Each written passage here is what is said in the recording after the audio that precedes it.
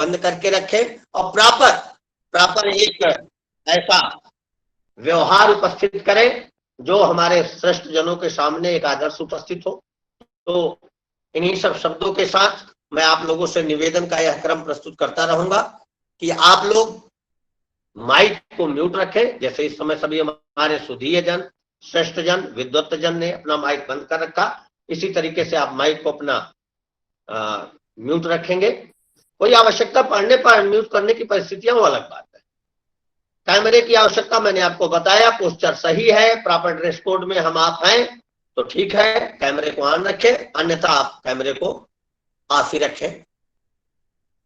अब तक हमारे बीच में लगभग 52 या 53 लोग जुड़ चुके हैं। 53 लोगों का हम लोगों के साथ में जुड़ाव हो चुका है। धीरे धीरे लोग जुड़ रहे हैं, जैसी जैसी परिस्थितियां हैं उस तरीके से लोग, कहीं बारिश है कहीं कुछ है, उस तरीके की स्थिति से सब लोग जुड़ रहे हैं। यह कार्यक्रम पूर्ण रूपेण रिकॉर्ड होना है। आप जानते हैं कि RSVI इसका जितना भी वेबिनार होता है पूर्ण रूपेण रिकॉर्डेड होता है। इसकी रिकॉर्डिंग भी विभिन्न पटलों पर उपलब्ध कराई जाती है, आदरणीय सर को भी उपलब्ध कराई जाती है, आदरणीय वक्ताओं को भी उपलब्ध कराई जाती है, जिससे अगर किन्हीं व्यवधानों के कारण, किन्हीं कारणों के कारण अगर कोई जन हमसे नहीं जुड़ पाए हैं, आदरणीय सर का उद्बोधन नहीं सुन पाए हैं, तो वे भविष्य में 1-2 दिन बाद या जब जी चाहे तो सर के दिव्य वाणी को वो सुन सकते हैं। तो जैसा आपके स्क्रीन पे आ रहा होगा, यह मीटिंग्स या वेबिनार पूरी तरीके से रिकॉर्डेड चल रही है। तो सभी जन जितने भी हमसे जुड़े हुए हैं वे, मैं लिंक शेयर कर दूंगा आपके चैट बॉक्स में। जैसे ही यह कार्यक्रम अपनी पूर्णाहुति की तरफ चलेगा तो वहां पे मैं लिंक शेयर कर दूंगा, आप उस लिंक पर इस वीडियो को देख भी सकते हैं। पूर्ण रूपेण मैं संस्था की तरफ से, अपने इस DSCVI परिवार की तरफ से बता दूं, हमारा लक्ष्य सिर्फ और सिर्फ एक ही है, छात्र हित सर्वोपरि। छात्रों को उनके हितों से संबंधित विभिन्न प्रकार की जो जानकारियां हैं वह कितनी सहजता के साथ, सरलता के साथ उपलब्ध कराई जाए। विशिष्ट जनों की जो वाणी है वह किस तरीके से पहुंचाई जाए, हमारा लक्ष्य यही है। और इसी क्रम में आज हमने निवेदन किया आदरणीय सैनी सर से, और मुझे बड़ा गौरव होता है, बड़ा अभिमान रहता है इस बात का कि हमारे फील्ड के जो चमकते सितारे गौरव हमारे विद्वत जन है, जब वो इस तरीके के परमार्थ भाव के कार्यक्रम को देखते हैं तो अपनी स्वीकृति प्रदान करते हैं और हमारे बीच आना, अपना समय, बहुमूल्य समय, जो व्यस्ततम समय है उसमें से कुछ समय देना उचित समझते हैं। यह हमारे DSCVI परिवार के लिए बड़ा गर्व का विषय है, बहुत अच्छी बात है। और हम लोगों को भी इससे सीख लेनी चाहिए अपने बच्चों के हितों के लिए, छात्रों के हितों के लिए। जितना अधिक से अधिक हम उपलब्धता कर सके उतना बहुत अच्छी बात है। तो 2 मिनट शेष है 12 बजने में, सर का 1 मिनट भी मैं किसी तरीके से व्यर्थ नहीं जाने के मूड में हूं। तो मैं आज हमारे बीच में जुड़े हुए TCTVH लखनऊ के लेक्चरर, वरिष्ठ लेक्चरर श्री दीपक कुमार जायसवाल जी से यह अनुरोध करूंगा कि वे अपने माइक को अनम्यूट करें और आज के हमारे मुख्य वक्ता आदरणीय सैनी सर के स्वागत में शब्द कहें और कार्यक्रम को अग्रमुख करें। आदरणीय दीपक सर। धन्यवाद नागेश सर। सर नमस्कार, मैं दीपक कुमार जायसवाल, प्रवक्ता TCTVH लखनऊ, आज के दिवस पर आयोजित इस ऑनलाइन कार्यक्रम में परम श्रद्धेय श्री मंजीत सिंह सैनी सर का प्रमुख वक्ता के रूप में आयोजक DED परिवार की तरफ से स्वागत एवं अभिनंदन करता हूं। साथ ही इस कार्यक्रम से जुड़े विभिन्न प्रदेशों से विभिन्न प्रशिक्षण केंद्रों के गुरुजनों एवं DED के छात्रों का भी स्वागत एवं अभिनंदन है। हम आपको बताना चाहते हैं कि इस कार्यक्रम आयोजन के क्रम में हम सभी अध्यापक गणों का लक्ष्य है कि कोरोना संक्रमण के दौरान आप सबको पाठ्यक्रम संबंधित प्रयोगात्मक एवं व्यवहारिक ज्ञान ऑनलाइन माध्यम से प्रदान किया जाए। इसी क्रम में चूंकि आप सभी छात्र छात्राएं भावी शिक्षक हैं, इसलिए पाठ्यक्रम संबंधित शिक्षण बिंदु जिसमें श्रवण क्षमता, दृष्टि क्षमता, बौद्धिक क्षमता इत्यादि के आकलन व मूल्यांकन की चर्चा हम लोग कक्षाओं में सैद्धांतिक रूप से करते हैं, परंतु व्यवहारिक एवं प्रयोगात्मक शब्दों के माध्यम से कक्षा शिक्षण में कहीं कहीं सीमाएं लग जाती हैं। इसी कमी को पूरा करने तथा संबंधित शिक्षण बिंदुओं पर व्यवहारिक ज्ञान प्रदान करने के लिए इस पटल पर आज हमारे बीच आदरणीय श्री मंजीत सिंह सैनी सर उपस्थित हैं। सर के परिचय के रूप में बस इतना ही कहना चाहूंगा कि सर अपने नाम के साथ अपने कार्यों के लिए जाने जाते हैं। सर का विशेष शिक्षा में विशेषकर दृष्टि दिव्यांगता के अध्यापन एवं प्रबंधन के क्षेत्र में लंबा अनुभव रहा है। सर कई वर्षों तक राष्ट्रीय दृष्टिबाधितार संस्थान देहरादून में अध्यापन कार्यों से जुड़े रहे हैं। सर द्वारा विशेष शिक्षा के क्षेत्र में समय समय पर कई भूमिकाओं का निर्वहन भी किया जाता रहा है। वर्तमान में सर के द्वारा क्षेत्रीय पुनर्वास केंद्र सुंदरनगर हिमाचल प्रदेश के निदेशक के रूप में पद को सुशोभित किया जा रहा है। संस्था एवं विभागीय स्तर पर दिव्यांगजनों के सशक्तिकरण संबंधित कई नीतियों के निर्माण में सर की प्रत्यक्ष या अप्रत्यक्ष भूमिका रहती है। आपके द्वारा निदेशक पद पर रहते हुए क्षेत्रीय स्तर पर दिव्यांगजनों को पुनर्वसित करने में सदैव सक्रिय भूमिका रही है। सर की सबसे प्रमुख विशेषता रही है कि जब भी कभी विशेष शिक्षा, विशेषकर दृष्टि दिव्यांगता क्षेत्र से जुड़े लोगों को, चाहे वह मानव संसाधन हो या छात्र हो, किसी भी परामर्श या सुझाव की, किसी भी सहयोग की आवश्यकता होती है तो आपके द्वारा यथोचित मार्गदर्शन प्रदान किया जाता है। विशेष शिक्षा क्षेत्र में बहुत से मानव संसाधन प्रत्यक्ष या अप्रत्यक्ष आप द्वारा प्रशिक्षित होकर अपनी रोजगार परक भूमिकाओं का निर्वहन कर रहे हैं।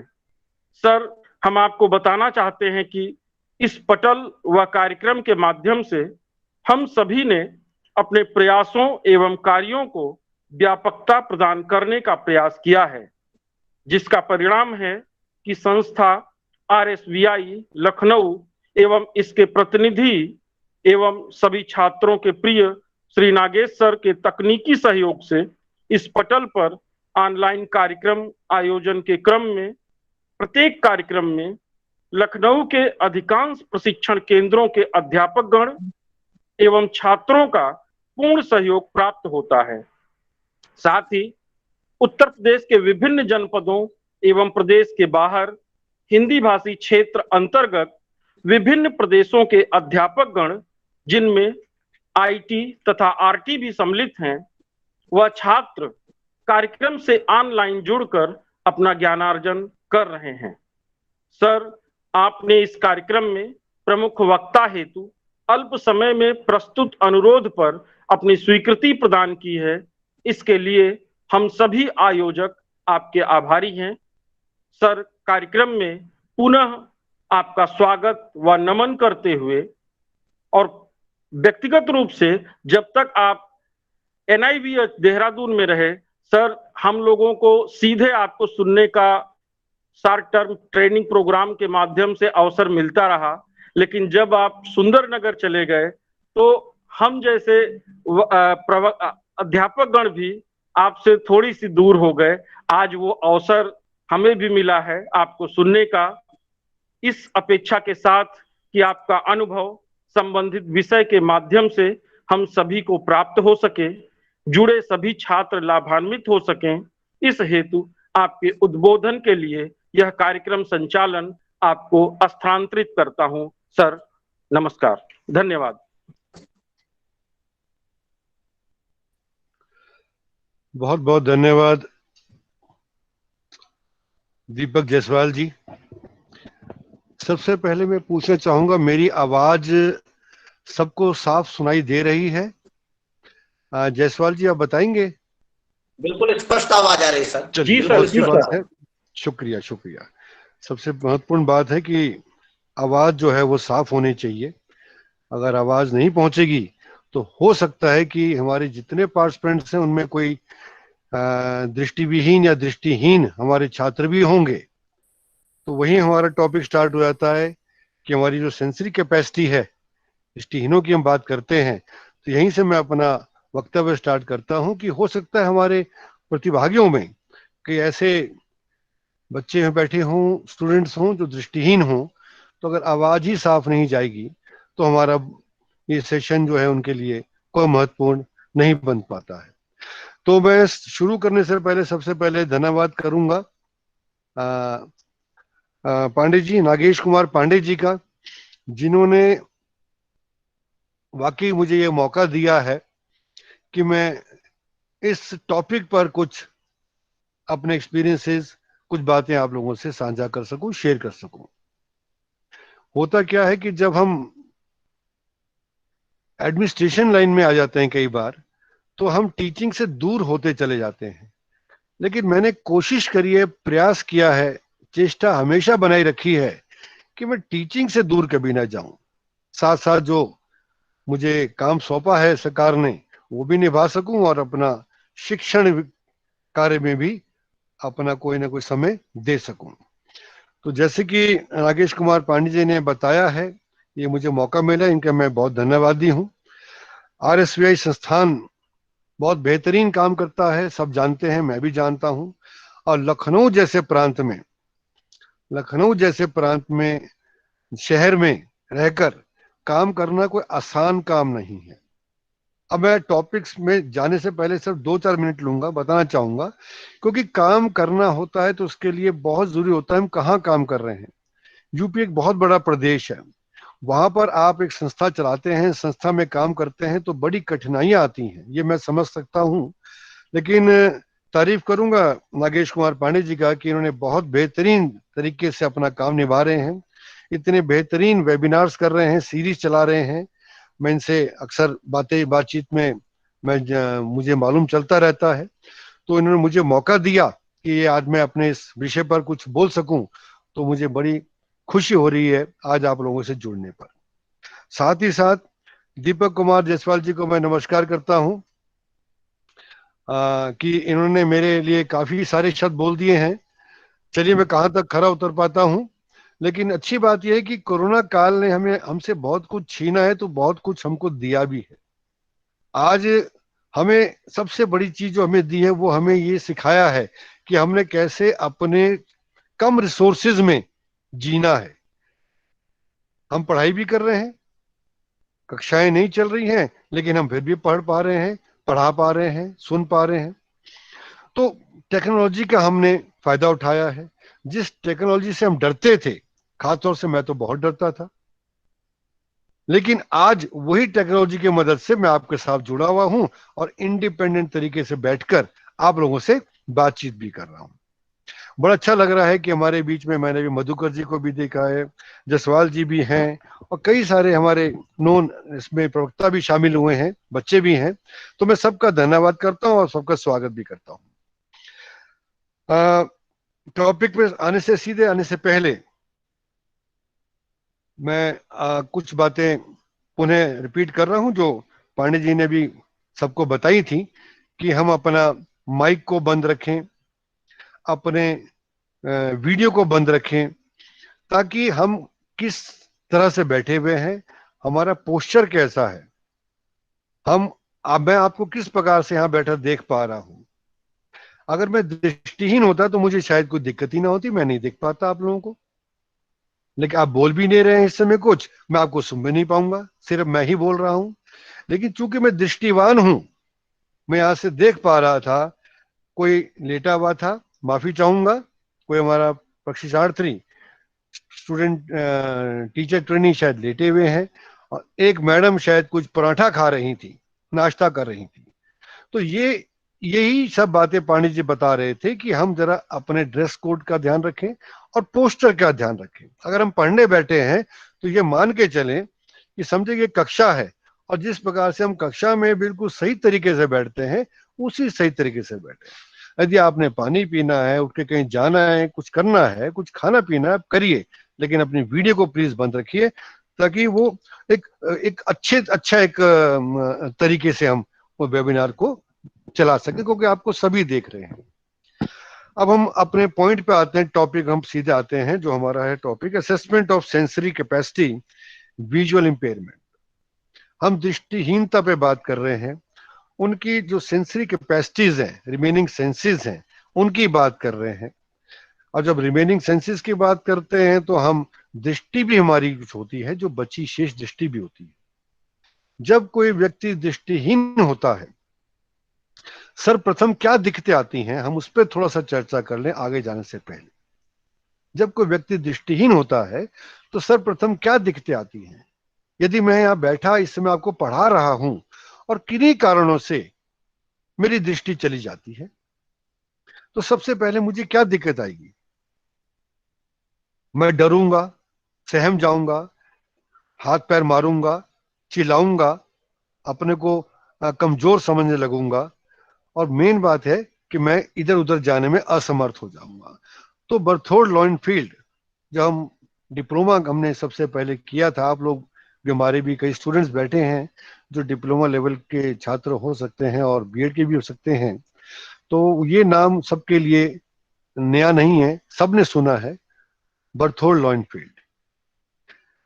इन्होंने कम से कम 20 हमारे ऐसे प्रॉब्लम्स थे, एरियाज थे दृष्टिहीनों के, जिन इन्होंने इनको तीन में हमें समझाया है, संक्षेप में बताया है। सबसे पहला वाला प्रॉब्लम जो आएगी, that will be inability to move about, चलने में, स्वतंत्रता पूर्वक चलने में फिरने में दिक्कत आना। बहुत दिक्कत आएगी, मैं निकल नहीं पाऊंगा, चल नहीं पाऊंगा, टकरा जाऊंगा, अपने को असहाय समझूंगा। तो दृष्टि जाने के बाद सबसे पहली दिक्कत हमें आती है स्वतंत्रता पूर्वक चलने फिरने में। मैं दृष्टिवान हूं, मुझे कोई दिक्कत नहीं आ रही है, मेरा विजुअल मैप बना हुआ है, मैं आपके सामने देख रहा हूं, मेरा विजुअल पोस्टर भी सही है, मैं सीधे बैठा हूं। हो सकता है दृष्टिहीन को अपना कंप्यूटर के माध्यम से, टेबल के माध्यम से अपने को सीधा बैठने में वो थोड़ी सहायता ले सकता था या लेना पड़ता, लेकिन मैं दृष्टिवान हूं तो मैं एक ही बार में सीधा बैठा हूं, आप सबको देख भी पा रहा हूं, मेरा पोस्टर बिल्कुल क्लियर सीधा है। दूसरा लिमिटेशन क्या है? दूसरा लिमिटेशन है in the range and variety of experiences. जितने हमारे अनुभव होते हैं उनको वो अनुभव मिल नहीं पाते हैं। सिंपल सी भाषा में ये हम सब जानते हैं कि हमारे 85 से 86% जो हमारे अनुभव होते हैं वो हमें दृष्टि से मिलते हैं। ये आप भी देख रहे हैं, मैं भी देख पा रहा हूं। बचपन से बच्चा जो है वो देखकर सीखता है, लेकिन दृष्टिहीन बच्चे को ये अनुभव मिल नहीं पाते हैं। हमें उन्हें ये अनुभव बताने पड़ते हैं, सिखाने पड़ते हैं। अभी एक वेबिनार में मैं बात कर रहा था, एक लेक्चर था, एक उस पर था कंसेप्ट फॉर्मेशन, प्रत्यय निर्माण पर बात चली थी। तो प्रत्यय कैसे हमारे बनते हैं, हमारे कंसेप्ट कैसे बनते हैं? देखकर बनता है कंसेप्ट। मेरे सामने मेरा कंप्यूटर है, मुझे मालूम है ये कंप्यूटर है, ये इतना बड़ा है, इतना चौड़ा है, ये इसके बॉर्डर्स हैं, और इस प्रकार से आप लोग इसके अंदर फिट हो जाते हैं, और मैं देख पा रहा हूं सारे मार्जिन को। मेरा कंसेप्ट एक बार में ही क्लियर हो जाता है। उम्र की बात नहीं कर रहा हूं मैं, अब मैं बड़ा हो गया हूं, लेकिन बच्चा भी अगर होगा, कुछ 6 साल का बच्चा भी होगा, 5 साल का बच्चा भी होगा, उसका कंसेप्ट भी उतना ही क्लियर हो जाएगा जितना मेरे इस समय क्लियर हो रहा है किसी वस्तु को देखते हुए। लेकिन हम बात कर रहे हैं दृष्टिहीन बच्चे की। मैं फिर लौट के जाऊंगा, जब मैंने नौकरी स्टार्ट की थी 1987-88 में, तो तीसरी कक्षा की एक लड़की थी जो एक दूर दराज गांव से आई थी, तो उसको हम एक गोलाकार का कंसेप्ट दे रहे थे। गोल क्या होता है, चकोर क्या होता है, रेक्टेंगल क्या है, स्क्वायर क्या है, गोल क्या है, ये छोटे छोटे कंसेप्ट हम दे रहे थे उस बच्चे को। वो छोटी सी लड़की बच्ची जो है वो गोल जो हमने एक लकड़ी का 3D, एक लकड़ी का टुकड़ा उसे दिखाया था, सोर्स में आम स्कूलों में पढ़े होते हैं, हाथ के कंगन होता है, कड़ा होता है, कोई गोल चीज आप बच्चे को दिखाकर कंसेप्ट देना चाहें दे सकते हैं। मेरे हाथ में अगर आप देख रहे हैं तो ये टी कोस्टर है, ये गोल है, इसको देकर कंसेप्ट दे लें। अब ये थोड़ा ना कि गोलाकार का कंसेप्ट देना है तो हमें मार्केट जाना है, वहां से खर्चा करना है। लो कॉस्ट नो कॉस्ट की हम बात करते हैं, जब हम बात अध्यापन काम करते हैं तो लो कॉस्ट नो कॉस्ट, कम से कम खर्चे में हम कंसेप्ट दे सके। तो वो बच्ची अड़ गई थी कि जो माँ ने मुझे रोटी खिलाती है, जो माँ ने रोटी खिलाई थी गांव में उसको, वही गोल होती है बस, और कुछ गोल नहीं होता है। तो मेरा कहने का मतलब आप समझ गए होंगे कि कंसेप्ट जब देते हैं तो कई तरीके से दिया जाता है। कंसेप्ट गलत बच्चों को बैठ गया, उसको ठीक करने में समय लगा, क्योंकि वो बच्ची दृष्टिहीन थी, उसको माँ ने रोटी दी और इतने बताया बताया होगा शायद कि ये गोल होती है। साथ में अगर ये बता दिया होता कि मेरी चूड़ी भी गोल है और ये मेज भी गोल है, तो उसका कंसेप्ट शायद तभी क्लियर हो चुका होता।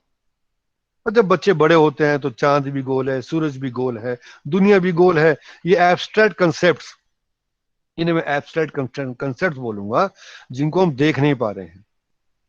हम तो देख लिए, दृष्टिहीन नहीं देख पा रहा है कि चांद गोल है रात को, सूरज गोल है, ये दुनिया गोल है, हम ग्लोब दिखा देते हैं उसको, ये गोल है। तो इस प्रकार से बाद में हम एसोसिएशन के माध्यम से कंसेप्ट और देते जाते हैं। तो मैं दूसरे पॉइंट पर लौट के आता हूं, range and variety of experiences. तो इस प्रकार से अनुभव में उसकी एक बड़ी कमी होती है, अनुभवों के प्रकार में कमी आ जाती है, बच्चा नहीं सीख पाता है, क्यों? दृष्टि नहीं है।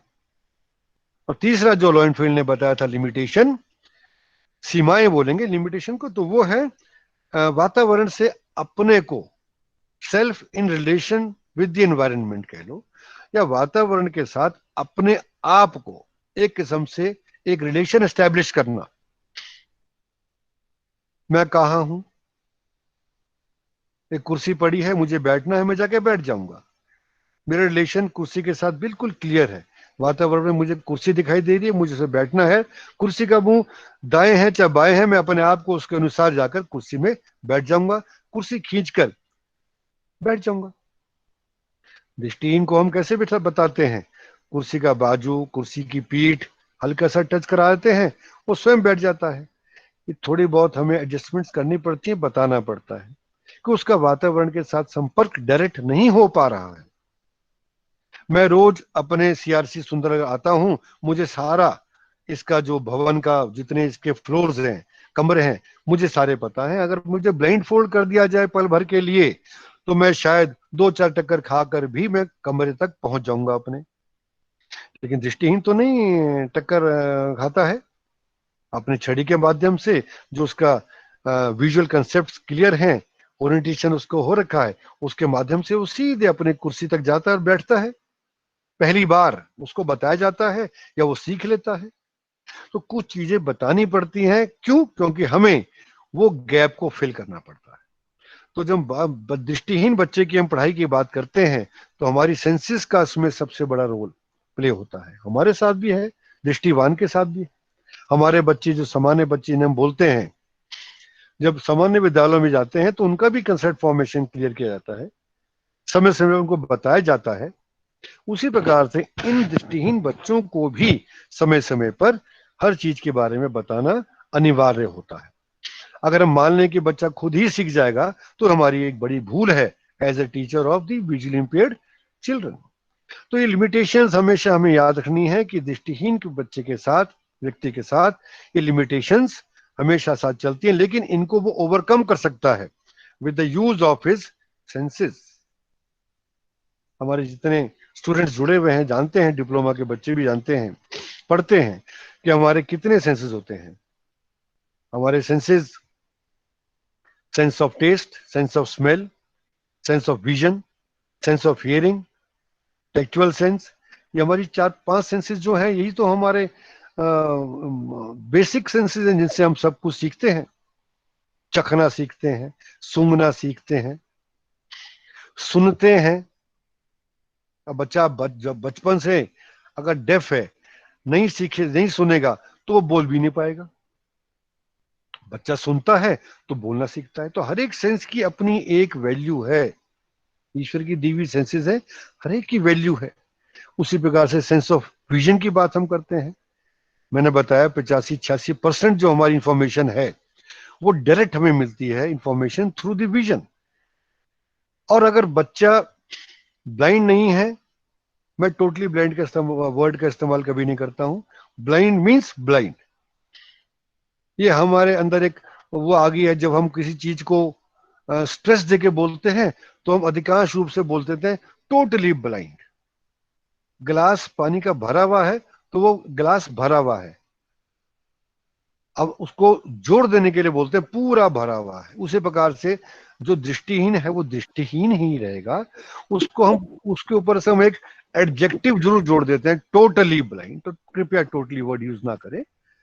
टोटल ब्लाइंडनेस अलग वर्ड टर्म है, टर्मिनोलॉजी है, लेकिन ब्लाइंड को हम ब्लाइंड ही बोलेंगे। तो ब्लाइंड हो गया, ब्लाइंड हो गया। एक हमारा हो गया साइटेड।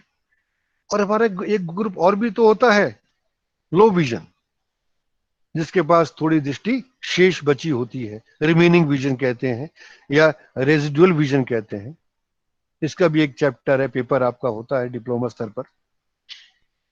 तो डिपेंड करेगा उस बच्चे का सीखने का जो पेस है, अधिगम का जो स्पीड है, वो थोड़ा दृष्टिहीन बच्चे के मुकाबले थोड़ा ज्यादा होगी। उसकी दृष्टि बची हुई है, शेष दृष्टि है, वो देख पाता है चीजों को, रंगों को पहचान पाता है, रंगों को अप्रिशिएट कर पाता है, तो वो जल्दी सीख लेता है वनस्पत जो दृष्टिहीन है, पूर्णतः दृष्टिहीन, जिसे हम फिर बोल रहे हैं टोटली ब्लाइंड। ब्लाइंड तो ब्लाइंड ही है, तो उसके वनस्पत वो ज्यादा और जल्दी, उसका पेस ऑफ लर्निंग हमेशा ज्यादा ही रहेगा। तो अब हम ये बात करते हैं कि ये जो पेस ऑफ लर्निंग है ये कैसे डेवलप करनी है हमने। अब हम बात करते हैं दृष्टि की। जब दृष्टि नहीं रहती है तो एक दृष्टिहीन बच्चे को हम उसकी बाकी सेंसेस जो बची है, senses, sense of hearing, sense of smell, चलिए टेस्ट का इतना रोल नहीं है, टेस्ट का मैं मानता हूं इतना रोल नहीं है, चखने का अलग रोल है, सिखाते हैं बच्चे को भी हम, ये खट्टा है, ये मीठा है, लेकिन अधिकांश उसका जो हियरिंग सेंस है उस पर उसको ज्यादा निर्भर रहना पड़ता है। अब ये डायरेक्ट क्लासरूम नहीं है, तो मैं कोशिश करता कि मैं आपसे ही कुछ बच्चों से कुछ प्रश्न पूछने की इच्छा हो रही थी, लेकिन इस वेबिनार में ये दुखद बात है कि सिर्फ आप ये प्रश्न पूछेंगे और मैं ही जवाब दूंगा। दिल तो कर रहा था कि मैं आपसे भी एक दो क्वेश्चन पूछ लेता कि ऐसा क्यों है, हम हियरिंग पर ही क्यों डिपेंड करते हैं। क्योंकि अधिकांश चलना है, चलने फिरने में ज्यादा रोल हियरिंग सेंस का आता है। जब हम ओरिएंटेशन मोबिलिटी की बात करते हैं तो उसमें हियरिंग सेंस का ज्यादा रोल आता है। जिस बच्चे को बिल्कुल नहीं दिखाई दे रहा है, विजन लॉस पूरा उसका हो रखा है, तो सेंस ऑफ हियरिंग पे डिपेंड करेगा और सेंस ऑफ स्मेल पे डिपेंड ज्यादा करेगा। जो हमारे ओरिएंटेशन मोबिलिटी इंस्ट्रक्टर्स हैं वो अपने इस ट्रेनिंग में इस पे ज्यादा बल देते हैं। मैं यहां से निकलता हूं, अपने घर तक जाता हूं, रास्ते में कोई दुकान समोसे की आती है या और कोई बेकरी की दुकान आती है, तो उसके पास जब मैं पहुंचने लगता हूं तो मुझे उसकी खुशबू आ जाती है। तो एक दृष्टिहीन व्यक्ति को, दृष्टिहीन बच्चे को, एक दृष्टिहीन बच्चे को, दृष्टिहीन व्यक्ति को उसका भी सहारा मिल जाता है। हो सकता है हम दृष्टिवान लोग इस चीज पे ज्यादा जोर नहीं देते हैं क्योंकि हम डिपेंडेंट है विजन पे, हम डिपेंडेंट है विजन पे, और हम ज्यादा डिपेंडेंट हियरिंग पे नहीं रहते हैं। लेकिन दृष्टिहीन अधिकांश रूप से हियरिंग सेंस पर, और ये हमारी ऑल फैक्टरी सेंस है, सेंस ऑफ स्मेल है, इस पे ज्यादा निर्भर रहते हैं। तो इसलिए इनका डेवलपमेंट करना प्राइमरी लेवल पर जब बच्चा छोटा होता है उस समय बहुत जरूरी होता है। अब मेरे कुछ स्लाइड प्रेजेंटेशन है कि अब हम सिर्फ दृष्टि की ही बात कर रहे हैं इस समय कि रिमेनिंग सेंसेस को हम कैसे डेवलप करेंगे। उसमें मैं विजन पे बात करूंगा क्योंकि ये टॉपिक जो दिया गया है मुझे ये बहुत विस्तृत टॉपिक है। मैं कोशिश कर रहा हूं कि जितना इसको मैं 1 घंटे में अपने समय मिला उसमें आपको मैं मुख्य बातें बता सकूं। शक्ति जी मेरी आवाज सुन रहे हैं? शक्ति जी हमारे सीआरसी सुंदरनगर के टेक्निकल एक्सपर्ट हैं। थैंक यू शक्ति जी, प्लीज अगर मेरे वो प्रेजेंटेशन आप अगर दिखा सकें। थैंक यू जी सर, मैं छोड़ता हूँ।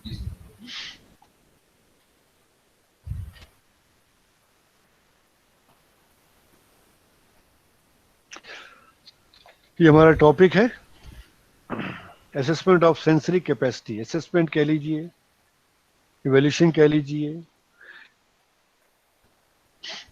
पहले हम ये तो पता लगा लें कि एरियाज क्या क्या है जहां हमें देखना है। डेवलपमेंट तो फिर ट्रेनिंग के बाद ही होगा। पहले हम ये तो पता लगा लें कि एरियाज क्या क्या है, हमने किन किन एरियाज की तरफ ध्यान देना है। मुझे याद है जब 87-88 में हमने एक रिसर्च प्रपोजल पे काम किया था, रिसर्च प्रोजेक्ट में काम किया था, जो था बेसिकली लो विजन पर था। वो भी develop how to develop the visual efficiency of a child with low vision. एक दृष्टि विहीन नहीं कहेंगे, क्षीण दृष्टिवान, लो विजन का अगर हिंदी रूपांतर बोले तो अल्प दृष्टिवान भी नहीं है, क्षीण दृष्टिवान। अल्प दृष्टिवान पहले 1960s में एक टर्म आया था। मैं यहाँ पर ये भी क्लियर कर दूं, अपने स्टूडेंट्स जो मेरे खास तौर से जुड़े हैं, मेरे जितने वक्ता लेक्चरर्स साथी बैठे हैं वे सब जानते ही हैं, लेकिन मैं सिर्फ स्टूडेंट्स को देखते हुए बीच में कोई छोटी छोटी चीजें भी साथ साथ क्लियर करना चाह रहा हूं जो उनके सिलेबस से भी ताल्लुक रखती हैं। कि अल्प दृष्टिवान हम कहते हैं पार्शली साइटेड को, और क्षीण दृष्टिवान कहते हैं हम लो विजन को। तो ये दो ग्रुप्स बीच में चल पड़े थे। किनके बीच में? ब्लाइंड और साइटेड के बीच में दो ग्रुप्स एक समय आए जब चल पड़े थे। बड़ा कंफ्यूजन वाला स्टेट आ गया था। इनकी विजुअल एक्यूटी, दृष्टि क्षमता और दृष्टि क्षेत्र में लगभग बराबरी ही था। इतना कंफ्यूजन होता था कि किसको हम पार्शली साइटेड बोले, किसको लो विजन बोले, लेकिन दोनों में अंतर है। शुरू में टर्मिनोलॉजी आई थी 1960s में, पार्शली ब्लाइंड। एक बात यहां पर और भी ऐड करना चाहूं कि हमारा एक सोच होती है, एक तो है सकारात्मक सोच, एक है नकारात्मक सोच। हमारे अंदर एक अधिकांश ये एक पाया गया है कि हमारे अंदर एक नकारात्मक सोच कहीं ना कहीं बैठी होती है। पता नहीं क्यों वो हमेशा बैठी होती है। जब हम कोई किसी के बारे में बात करेंगे या कुछ सोचेंगे तो पता नहीं क्यों नकारात्मक सोच हिल क्यों जाती है हमारे अंदर। पहले हमारा ध्यान वहीं जाता है, क्या दृष्टिहीन खाना बना सकता है? ये एक आम आदमी पूछे तो मुझे अच्छा लगेगा जवाब देते हुए, लेकिन अगर हम इस फील्ड में काम कर रहे हैं तो हमें अच्छा तरह पता है कि दृष्टिहीन खाना बना लेता है, ड्रेस अप हो जाता है, नहा लेता है, कहां कहां नहीं दृष्टिहीन पहुंचा हुआ है। आज मुझे याद है मेरे पढ़ाए हुए 2-3 बच्चे वो आईएएस बने हुए हैं, और अगर कोई मुझसे पूछता है कि दृष्टिहीन खाना खा लेता है, खाना बना लेता है, तो बड़े हंसी से आती है और सोच के अपने आप ही शर्म आती है कि हम कितने पीछे रह गए हैं, हमारा समाज कितने पीछे रह गया है। तो हम नेगेटिव बात ना करके हमेशा पॉजिटिव बात की तरफ ध्यान करें, वही बात करें कि वो क्या कर सकते हैं, उस पर ज्यादा जोर दें। तो इसीलिए टर्मिनोलॉजी आई थी पार्शली ब्लाइंड, जिसका बड़ा खंडन हुआ। एजुकेशनिस्ट ने आवाज उठाई कि जब उनके पास पार्शियल विजन है तो फिर भी उनके साथ वर्ड ब्लाइंड क्यों जोड़ा गया भाई? पार्शली ब्लाइंड क्यों बोला गया? पार्शली साइटेड क्यों नहीं बोला गया? ये पानी का गिलास मेरे पास पड़ा हुआ है, ये आधा भरा हुआ है, आधा पानी मैंने पी लिया है। तो अगर मुझसे कोई पूछता है कि इसमें पानी कितना है, तो मुझे निसंदेह बोलते हुए वो नहीं हिचक नहीं होनी चाहिए, ये आधा भरा हुआ है।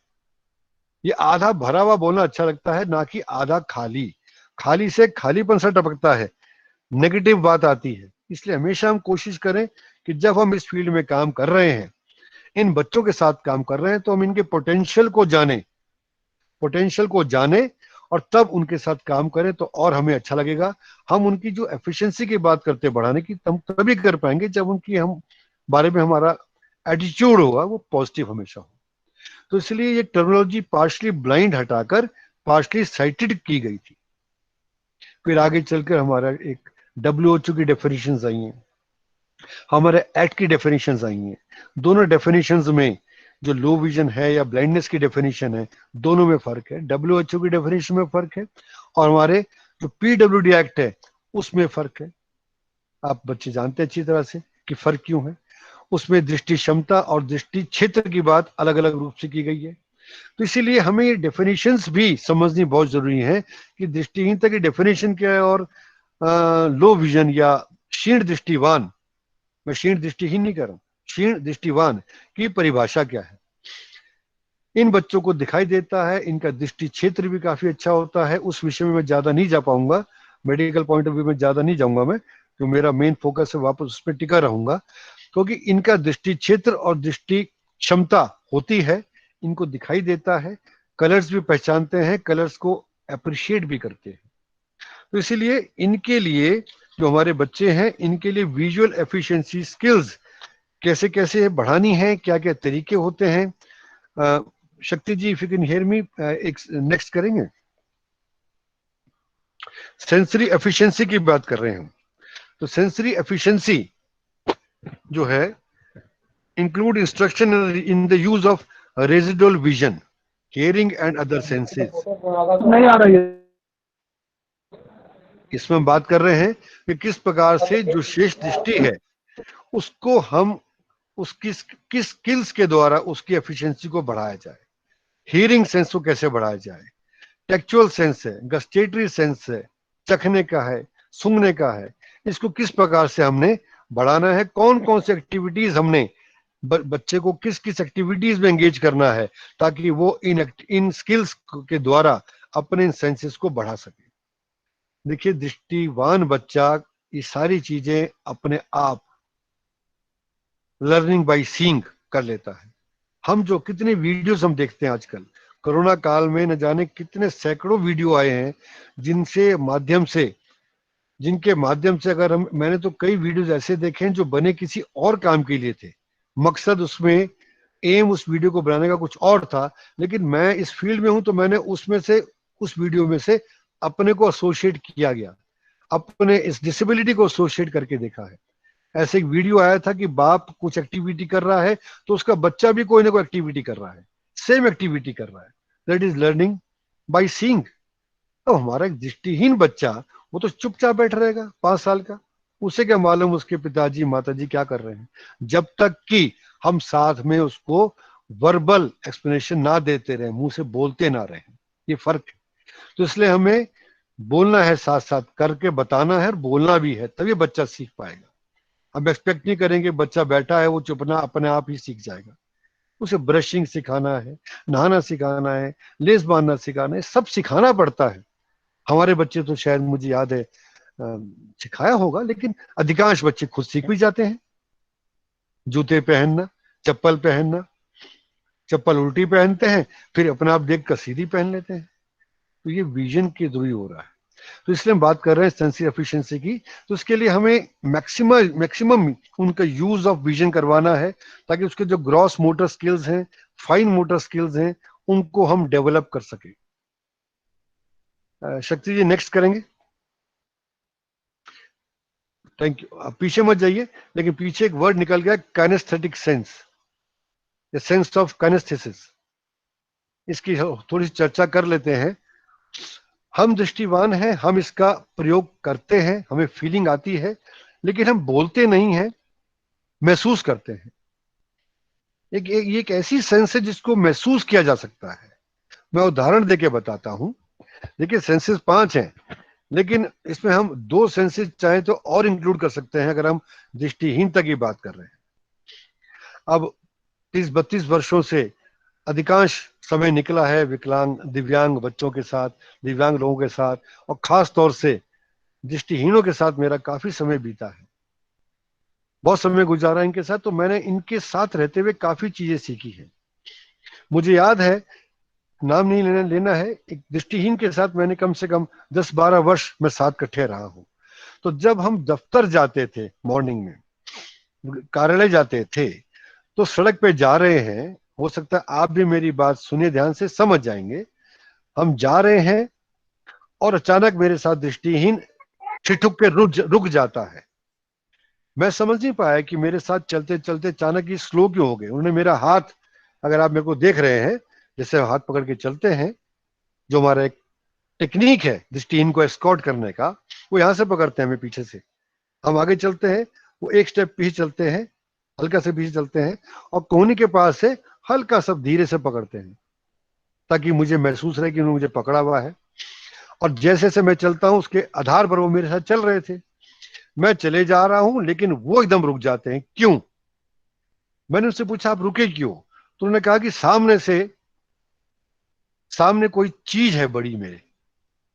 तो मैं हैरान हुआ, सामने कोई चीज तो थी नहीं, लेकिन हाँ, थोड़ी काफी दूर पर एक बड़ा सा गाड़ी खड़ी थी, कार से बड़ी और ट्रक से छोटी, को मिनी ट्रक सा खड़ा हुआ था।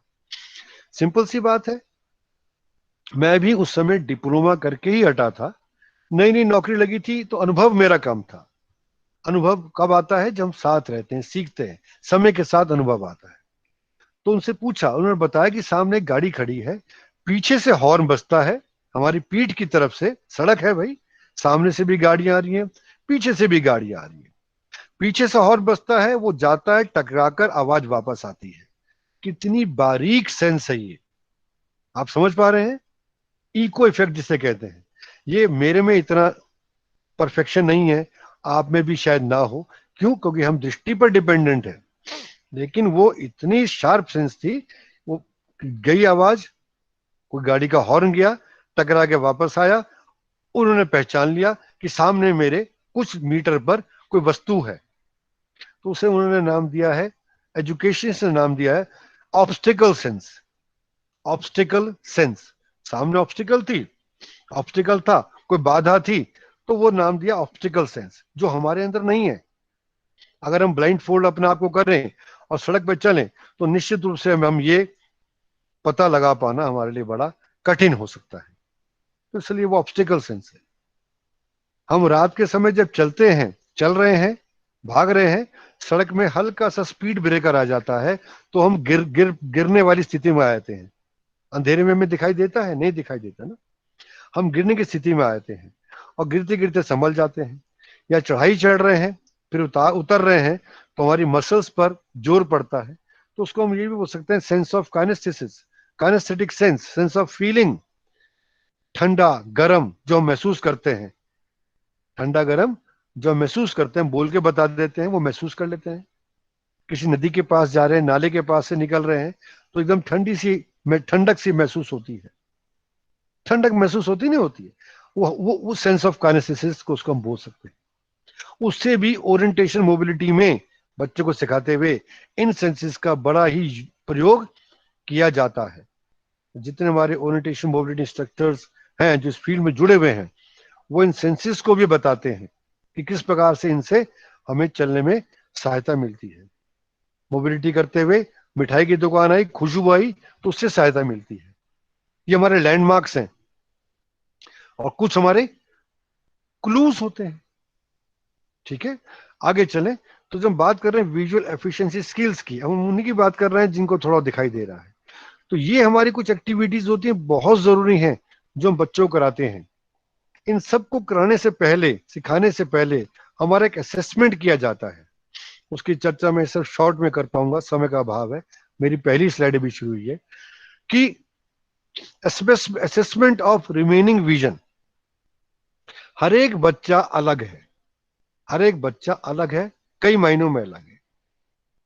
उसका सोचने की शक्ति, समझने की शक्ति, उसका IQ, SQ अलग है।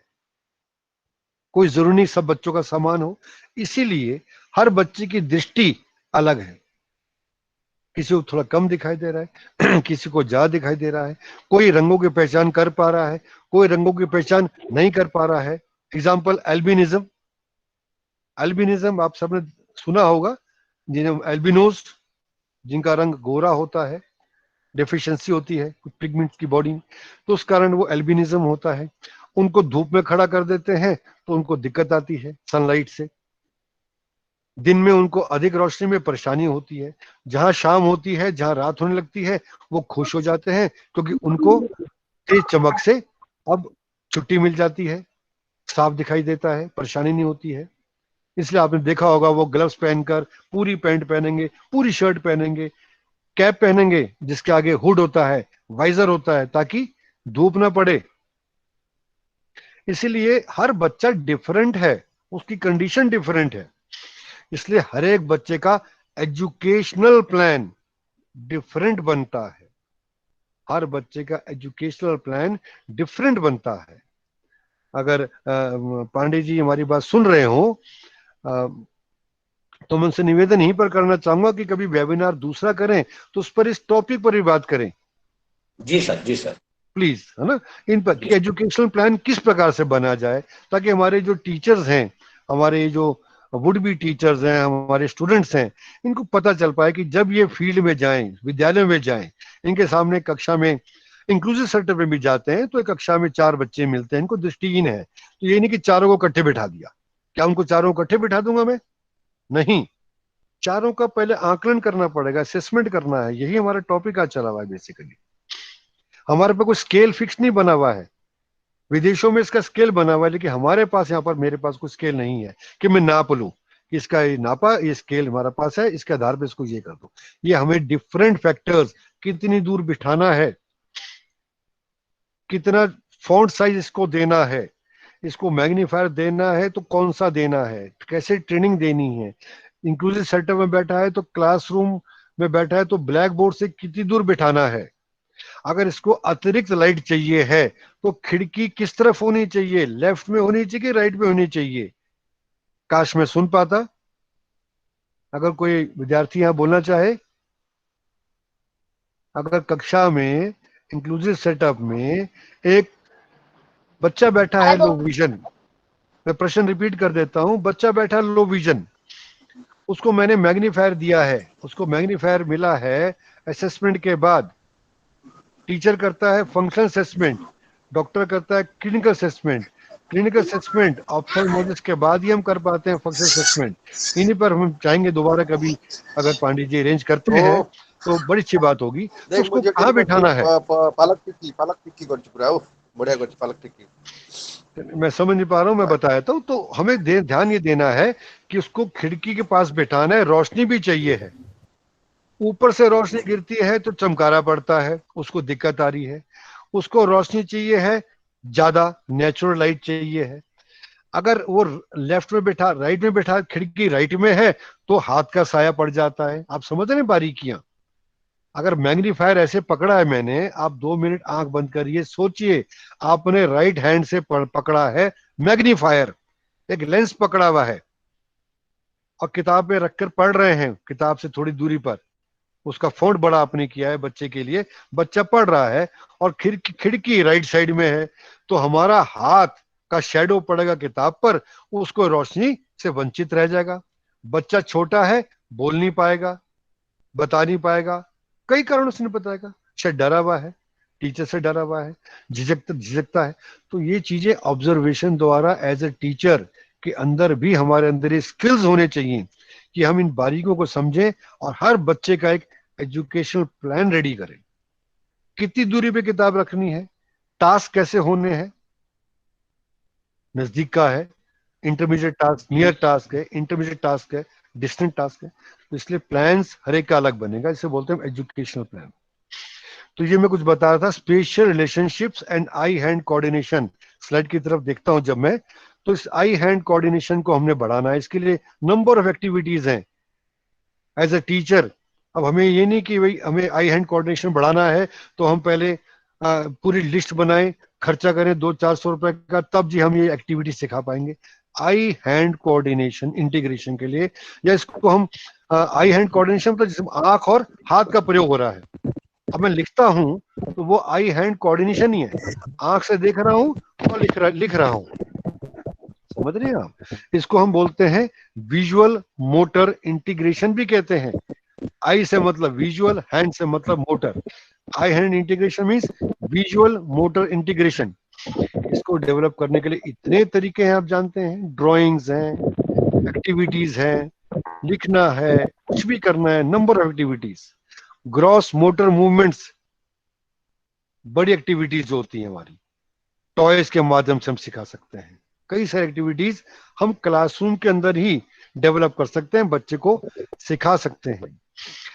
अब जब हम बात करते हैं विजुअल एफिशिएंसी की, असेसमेंट की, तो लाइन से बोलूं मैं तो सबसे पहले आता है लोकलाइजेशन, लोकेट करना किसी वस्तु को, लोकेट करने के बाद उसको देखना। तो अगला जो मेरा पॉइंट है, विजुअली अटेंड और फिक्सेट। अटेंड मतलब ध्यान से, फिक्सेशन करना, फिक्स करना, क्या फिक्स करना? आईज को फिक्स करना, दृष्टि को फिक्स करना किसी वस्तु पर। अब मैं पढ़ा रहा हूं तो मेरी आईज फिक्स है मेरे इस जो मेरा ये प्रेजेंटेशन चल रहा है, मैं उसको देख रहा हूं, मेरी आईज फिक्स है। लेकिन कई बच्चों की आईज फिक्स नहीं हो पाती है, और उसके भी कई कारण हो सकते हैं। बच्चा है, उसको निस्टैग्मस है, आंखों की पुतलियां हिलती रहती है लगातार, involuntary movements of the eye ball, वो कंडीशन हो सकती है। या उसकी एक्यूटी कम है, दृष्टि क्षमता बड़ी कम है, उस कारण से वो नहीं देख पा रहा है, किसी ऑब्जेक्ट पर फोकस नहीं कर पा रहा है। तो इसलिए उसको हमने सिखाना है, कोई वस्तु सामने रखनी है। हमेशा याद रखें, जब भी बच्चे को हम कक्षा में, दृष्टिहीन बच्चे की बात कर रहे हैं, जब भी दृष्टिहीन बच्चा जिसको थोड़ा बहुत उसकी दृष्टि बची हुई है, रिमेनिंग विजन है, रेजुअल विजन है, उसको सिखा रहे हैं, तो मान के चलें कि वो देखता है तो वो रंगों को भी देखता है, पहचानता है। अक्सर जब हम डिप्लोमा लेवल पे जब कोई टीचिंग एड बनवाते हैं तो हम बच्चों से हमेशा ही कहते हैं कि जो भी आप टीचिंग एड बनाएं उसको रंगीन बनाएं, कलरफुल बनाएं, उसमें रंग भरिए, कलर्स डालिए। ये मत सोचिए कि सिर्फ दृष्टिहीन के लिए वो बना है, वो हाथ से छुएगा, स्पर्श करेगा, सीख जाएगा। भाई उसके साथ साथ कक्षा में और बच्चे भी तो हैं जो देख सकते हैं, तो हम उनको क्यों मजबूर करें एक ब्लैक सा टीचिंग एड दिखाने के लिए? उस पर रंग डाल दीजिए, रंग भर दीजिए, लाल पीला नीला भर दीजिए, ताकि बच्चे उनको देखें और इजिली अलग अलग डिस्क्रिमिनेट कर सकें। तो ये चीजें बहुत जरूरी हैं। विजुअली शिफ्ट गेज बच्चे को सिखाते हैं हम छोटी कक्षाओं में, ये सिखाना जरूरी है कि एक वस्तु से आंख हटाओ, दूसरी वस्तु पर आंख लगाओ। That is called shift gauge. एक वस्तु से वो देखो, फिर दूसरी वस्तु को देखो। विजुअल परसूट, चीज हाथ में थी गिर गई, चीज हाथ में थी गिर गई। विजुअल परसूट का मतलब गिर गई, अब उसको ढूंढना है, उसको आसपास वातावरण में बच्चा ढूंढेगा। विजुअली ट्रैक, एक बॉल लिया, बच्चे को दिखाया, उसके हाथ में दे दिया, लाल रंग की बॉल। हमेशा बड़ा ऑब्जेक्ट से शुरू करते हैं और फिर छोटे छोटे बॉल की तरफ आते हैं, एक्टिविटीज को कम करते हैं।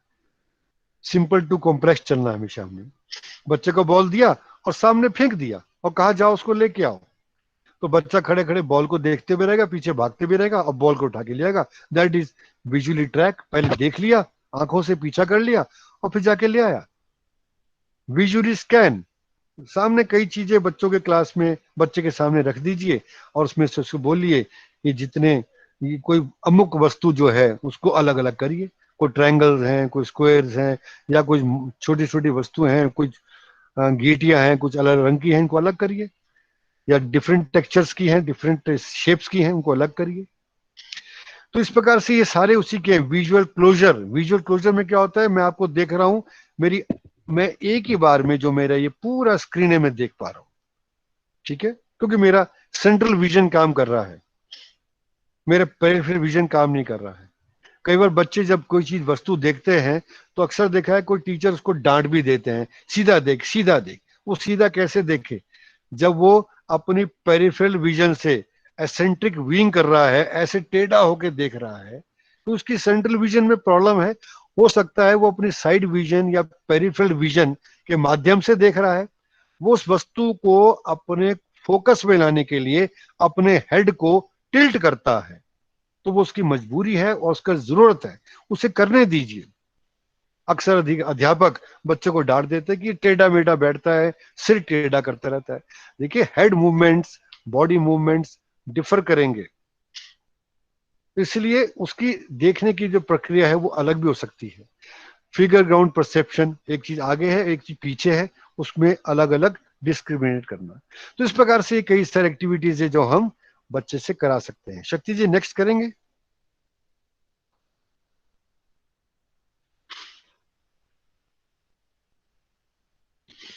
अक्सर हम अपने सुंदरनगर में जैसे डिप्लोमा चलता है या निपेड में जब हम काम करते थे तो हम बच्चों से ये मटेरियल्स बनवाते थे। और जगह भी हो रहा होगा, और जगह बच्चे जो हमारे साथ जुड़े हैं डिप्लोमा लेवल के, उनसे मैं यहीं पर निवेदन करूंगा कि आप जो मैं आज बता रहा हूँ आपको, इनसे संबंधित आप एक चेकलिस्ट बना लीजिएगा। ये प्रेजेंटेशन आपको हम भिजवा देंगे, तो रिकॉर्डिंग भी चली रही है, तो अब इसकी चेकलिस्ट बना लीजिएगा आपने बच्चे के साथ क्या क्या एक्टिविटीज करनी है, एक सीक्वेंस में बनाइए। ये नहीं कि हमने बच्चे को बैठाया और एक ही दिन में सारा कर डाला, लो जी मैंने बच्चे का पूरा ट्रेनिंग करा दी है, सारे एक्टिविटीज करा दिए। ये एक दिन का काम नहीं है, ये महीने भर, 2 महीने 3 महीने चलता है। और एज अप्रोप्रिएट एक्टिविटीज हमेशा होनी चाहिए, एज अप्रोप्रिएट एक्टिविटीज। उसका मानसिक लेवल कितना है, एज कितनी, उसको भी ध्यान में रखना है। इसलिए हमेशा मैं अपने वो जो साथी हमारे होते हैं उनको बताते हैं, ये एक टीम वर्क होता है, इसमें साइकोलॉजिस्ट का रोल भी आ जाता है। कई बार बच्चे को साइकोलॉजिस्ट की जरूरत पड़ती है, सोशल वर्क की जरूरत पड़ती है, कई बार पेरेंट्स को बीच में बुलाना पड़ता है किसी किसी एक्टिविटी के लिए। अगला हमारा है visual attend and scan activities. इसमें फिर वो एक्टिविटीज हैं जो हम करा सकते हैं, जैसे कई सारे लाइट अप एक्टिविटीज हैं। कुछ ऐसे खिलौने ले लीजिए जिसमें लाइट जलती है और साथ में बोलता भी हो, तो उसका हियरिंग सेंस भी आप साथ साथ डेवलप करा सकते हैं।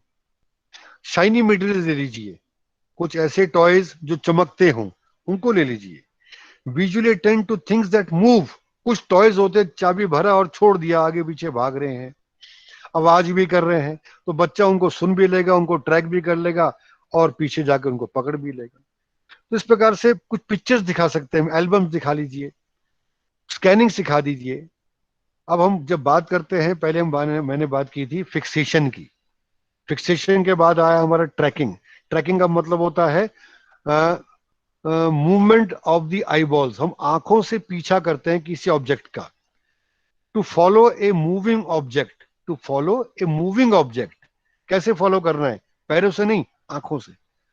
वो सामने गाड़ी आई, वो गाड़ी जा रही है, तो मैं उसको आंखों से बैठे बैठे देखता रहूंगा जब तक कि वो मेरे दृष्टि क्षेत्र से ओझल ना हो जाए। तो दैट इज कॉल्ड ट्रैकिंग। मैं एक चीज को पीछा कर रहा हूं, आंखों से पीछा कर रहा हूं, दैट इज ट्रैकिंग। ये सिखाया जाता है। उसके बाद आता है हमारा स्कैनिंग। स्कैनिंग देखिए, स्कैनिंग का मतलब होता है, अगर इसको मैं एक लाइन में कहूं, उसकी डेफिनेशन कहूं, a systematic search in the for an object in the environment. वातावरण में एक सही तरीके से खोज करना किसी वस्तु की, किसी वस्तु को पहचानना, ढूंढना। आप 2 मिनट आंख बंद करिए, सोचिए आप कक्षा में हैं और मैं क्लास टीचर हूं, मैं आता हूं, अटेंडेंस लेता हूं, बोलता हूं रमेश, और आवाज कहीं नहीं आती है, सब बच्चे चुप बैठे हैं। तो रमेश को ढूंढना है मैंने, तो मैं रमेश को ढूंढने के लिए ऐसे ऐसे ऐसे ऐसे देखता हूं। इसे बोलते हैं एरेटिक स्कैनिंग। गलत स्कैनिंग होती है, ऐसे ऐसे लेफ्ट राइट देखते रहना। जहां एक सिस्टमेटिक स्कैनिंग है कि लाइन लाइन वाइज जाऊं, एक लाइन को देखा शुरू से आखिरी तक, फिर दूसरी को देखा शुरू से आखिरी तक, that is called systematic search. तो इन बच्चों को सिखाने का यह तरीका होता है। आप डिक्शनरी में जाते हैं, कोई वर्ड ढूंढते हैं, तो हम उसको स्कैन करते हैं। पहले एस में, अगर हमने वर्ड ढूंढना है सिस्टमेटिक, तो पहले एस में जाएंगे, फिर एस में जाकर वाई ढूंढते हैं, फिर एस ढूंढते हैं। तो जहां सिस वर्ड मिल गया, एस वाई एस टी मिलता है, तो हम समझ आते हैं कि इसके आसपास हमें सिस्टमेटिक वर्ड अब मिलने वाला है। That is called scanning, that is called scanning. बच्चे को सिखाना है क्लास में, दूर जाने की भी जरूरत नहीं है। कॉपी पेन लीजिए, बच्चे को कॉपी में बना के दे दीजिए, D D D D, P या क्यू, नीचे वाला क्यू, फिर डी। अगली लाइन में क्यू पहले कर दिया, आगे डी डी कर दिया। ऐसे लेटर्स में बताना चाह रहा हूं जो कंफ्यूजन वाले हैं। डी का ऊपर जाता है डंडा, क्यू का नीचे आता है, कंफ्यूजन वाले। तो ऐसे लाइन में डाल दीजिए, बच्चों को कहिए इसमें गिन के बताए, तो वो स्कैन करेगा। कैसे स्कैन करेगा? हर लाइन में जाएगा और उसको गोला मारेगा, डी यहाँ पर, या जो भी हम उसको होमवर्क दे रहे हैं या कहना चाह रहे हैं कि हर लाइन में क्यू को ढूंढो, तो क्यू को गोला मारेगा और एंड में टोटल करके बता देगा। That is scanning. अब स्कैनिंग करने के लिए जरूरी नहीं कि हम बाहर ले जाएं और उसको बोले कि ग्राउंड में अब ये कर वो कर, ऐसे जरूरत नहीं है। हमारी जितनी एक्टिविटीज हैं that can be covered with in the classroom, और if not in the classroom, in the school playground, हमारे कैंपस के अंदर हो सकती हैं। जितना नेचुरल वातावरण में हम चाहें वहां भी कर सकते हैं। तो ये स्कैनिंग बताया मैंने। फिर शिफ्ट गेज करना है एक ऑब्जेक्ट से दूसरा ऑब्जेक्ट में, वातावरण में ऑब्जेक्ट को ढूंढना है, एग्जामिन करना है, ये सारा है। शक्ति नेक्स्ट चलेंगे, टाइम काफी हो गया है और मैं थोड़ा फास्ट चलूंगा क्योंकि चीजें सिंपल हैं लेकिन समझने हैं, हमको समझना है। विजुअल ट्रैकिंग में बात कर रहा था, तो हमें ट्रैकिंग कैसे करनी है। Visually track slow moving lights, objects and faces. एक डार्क रूम में, हल्का सा सेमी डार्क रूम में आप टॉर्च जला लीजिए और दीवार में मारना शुरू कर दीजिए, बच्चा उसको भी ट्रैक कर लेगा। कोई ऑब्जेक्ट्स हैं उसको फेंक दीजिए, उसको उसको ट्रैक करना शुरू कर देगा। कई लोग खड़े हैं, एक एल्बम ले लीजिए, उसमें कई सारे लोग खड़े हैं और बता दीजिए इसमें फलां को ढूंढो, तो उसको वो ट्रैक करेगा, धीरे धीरे सबको देखेगा कि यहाँ पर आकर मेरा दोस्त राम खड़ा है या मेरी सहेली सीता खड़ी है। दैट इज, ये हम भी तो यही करते हैं, हम कोई अलग नहीं करते हैं, लेकिन हम अननोइंगली करते हैं, हमारा सिस्टमेटिक तरीका नहीं होता है। लेकिन इनको हम तरीका सिखाएंगे सिस्टमेटिक तरीके से। Visually track movement of adult and peers. Adult and peers क्यों बोला मैंने, या इससे पहले मैंने पेट्स क्यों लिखा है। Visual track the movement of pets. Pets इसलिए बोला है क्योंकि बच्चे कई बार ज्यादा किससे सीखते हैं, एक्टिविटीज, पेट्स से अट्रैक्शन ज्यादा होता है। तो अगर हम कुछ चीज सिखा रहे हैं, ट्रैकिंग सिखा रहे हैं, तो कोई बाहर जाकर ग्राउंड में कोई कुत्ता दिख गया, कोई बिल्ली दिख गई, उसको बोलो देखो डॉगी जा रहा है, तो उसको देखेगा, वो अट्रैक्ट भी हो जाएगा, खुश भी हो जाएगा। नेक्स्ट करना शक्ति, नेक्स्ट। पांडे जी 10 मिनट और मिलेंगे। बिल्कुल सर, मैंने कोई कहा समय का पाबंदी नहीं है, आप अच्छा करें। अच्छा, मैंने कहा कहीं ऐसा ऑटोमेटिक कहीं ये बंद ना हो जाए, समय है मेरे नो पास। Sir, no. अच्छा अच्छा अच्छा अच्छा, चलिए नेक्स्ट चलते हैं। Visual discrimination activities. Visual discrimination में बात करते हैं सर एक क्वेश्चन नोट था। कर लें, लास्ट में बात करें। आप प्रश्नोत्तरी नोट, में आप पूछे श्रीमान, प्रश्नोत्तरी में अभी चलने दीजिए, तार सभ्यता बिगड़े ना। आप क्वेश्चन नोट रखें बेटे, क्वेश्चन नोट रखें, हम लास्ट में लेते हैं। तो visual discrimination is the ability to recognise details in visual images. अब इसका मतलब क्या, बच्चे को एक फोटो दे दीजिए, सिंपल सी फोटो जिसमें कई चीजें बनी हो, बहुत ज्यादा भी चीजें ना बनी हो, बहुत कम भी ना बनी हो। कई बार क्या होता है, एक ऊंट बना हुआ दे दिया, ये एक एज अप्रोप्रिएट नहीं है। अगर बच्चा सपोज 6ठी क्लास का है और उसका मैं असेसमेंट कर रहा हूँ विजुअल डिस्क्रिमिनेशन एक्टिविटी का, और एक ऊंट दे दिया, तो ऊंट में तो एक सेकंड में बता देगा ये इसका मुंह, ये पूंछ है, ये टांगे इसकी। हम ऐसे इमेजेस लें, ऐसे फोटोग्राफ्स लें जिसमें 3 या 4 ऑब्जेक्ट्स हों, ताकि उनमें उसको मेहनत करनी पड़े और उसमें अलग अलग वो उसको रिकॉग्नाइज कर सके। Recognise details in visual images. मेज है, अब मेज की डिटेल्स क्या होंगी, मेज की डिटेल्स क्या होंगी, सिंपल है, मेज सामने है, मुझे उसकी जानकारी चाहिए। तो जानकारी क्या होगी, जानकारी 4-5 चीजें हैं। उसकी हाइट क्या है, हाइट मतलब हाइट, लेंथ, ब्रेथ, कितनी ऊंची है, कितनी चौड़ी है, कितनी मोटी है, उसका तख्ता कितना मोटा है, अगर बारीकी देखनी और वो देख लीजिए। तो एक तो उसकी बात मैं कर रहा हूं शेप की, दूसरी बात हो रही है कलर की, मेज ब्राउन कलर की है, व्हाइट कलर की है, ये एक दूसरा उसका डिटेल मिल गया। एक साइज हो गया, एक कलर हो गया, एक शेप हो गया, और चीज क्या है, कितनी दूर है मेरे से, डिस्टेंस, कितना दूर है मेरे से वस्तु। तो इन्हीं को बोलते हैं डिटेल्स। और ये हमें कौन बताता है, हमारी दृष्टि क्षमता। हमारी दृष्टि क्षमता अच्छी है, सही है, तो हमें चीजें आसानी से दिखती है। हाँ, यहाँ बैठा हूँ इस कमरे में, तो मैं दूर बता सकता हूँ कि दूसरा दूर सोफा कितनी दूर है, मेरे इस कमरे में सामने कौन बैठा हुआ है, कितने लोग बैठे हुए हैं, और उनमें कितनी महिलाएं हैं, कितने पुरुष हैं, मैं बता पा रहा हूं। आप भी बता सकते हैं ना, कोई बड़ी बात तो नहीं है।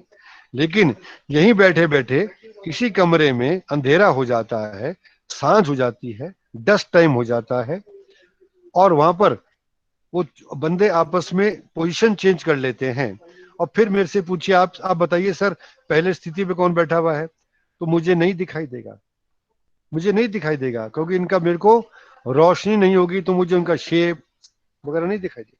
तभी कई बार शाम को चलते हुए सामने, अभी मुझे मालूम है सामने गाय है कि भैंस है, हम शेप से एकदम से अंदाजा लगा लेते हैं, एकदम से क्लिक में बताए थे। लेकिन वही गाय भैंस हमें शाम के टाइम अगर दूर में दिखाई जाए तो हम शायद पहचान ना पाए, भाई कोई तो जानवर है, ये ये गाय भी हो सकती है और भैंस भी हो सकती है। एम आई राइट? इसलिए कई चीजें हमें रोशनी से, लाइट से मिलती हैं। तो इसलिए जिन बच्चों के पास रिमेनिंग विजन है, उन बच्चों को जितना हम मैक्सिमम एनकरेज कर सकें कि वो अपने रिमेनिंग विजन को यूज करें, सबसे बेहतरीन है। और यहाँ पर एक मैं मिथ क्लियर करना चाहूंगा कि भाई जितना जो बची हुई दृष्टि है उसको बचा लो, खर्च ना करो, ये भी चली जाएगी। रॉन्ग। जितना आप यूज करेंगे, लेकिन तरीके से यूज करेंगे, लेट कर नहीं करेंगे। अब वेबिनार में आते हैं, लेट कर देखते हैं, दैट इज रॉन्ग। सीधे बैठिए, एक डिस्टेंस मेंटेन करिए, ठीक है ना? आपकी नजर भी ठीक रहेगी। बिल्कुल पास भी ना जाइए, यूं बिल्कुल दूर भी ना जाइए, एक तरीके से बैठ जाइए। कई कई बार लेट के देख रहे होते हैं कुछ लोग, है ना? तो वो गलत, उससे आपके आंखों पे जोर पड़ेगा। भाई मोबाइल तो आपने ऐसे पकड़ा ना टेढ़ा करके, तो इसलिए दैट इज रॉन्ग। तो कई बार हमारी, अब हम खुद इस चीजों पर ख्याल नहीं रखते हैं, लेकिन हम बच्चे को जरूर सिखाते हैं। एनीवे आगे चलते हैं। तो visually discriminate 3D objects, 3 dimensional objects. अगर बच्चों को समय मिले तो अपने लाइब्रेरी में नटाली बरागा नाम है, एक राइटर है, उनकी किताब है लो विजन पे। नटाली बरागा, NATTLIEBARAGGA, बरागा। तो आप लाइब्रेरी में सर्च करिए, नेट पे सर्च कर लीजिए। तो ऐसी कुछ किट्स बनी हुई हैं असेसमेंट ऑफ लो विजन पर, जिन पे मैंने को याद है आज से करीब 30 साल पहले मैंने ये किट बनाई होगी। तो हमने एक किट डेवलप की थी, विजुअल एफिशिएंसी ट्रेनिंग किट। लेकिन उस किट के माध्यम से हम बच्चों का असेसमेंट भी करते थे और उसकी दृष्टि को हम कितना बढ़ा सकते हैं। देखिए, बढ़ाने का मतलब ये नहीं कि हमने आज बताया और कल बच्चा पूरा ठीक हो गया जी, चलो जी बच्चा 6/6 हो गया, नेवर। लेकिन हाँ, वो बच्चा अपनी दृष्टि का सही प्रयोग कर सकता है। हमें उसको बताना है कि आपके पास दृष्टि है, उसका प्रयोग आपने ऐसे करना है। हमारा एज अ टीचर ये फर्ज बनता है, यही हमारा तरीका है।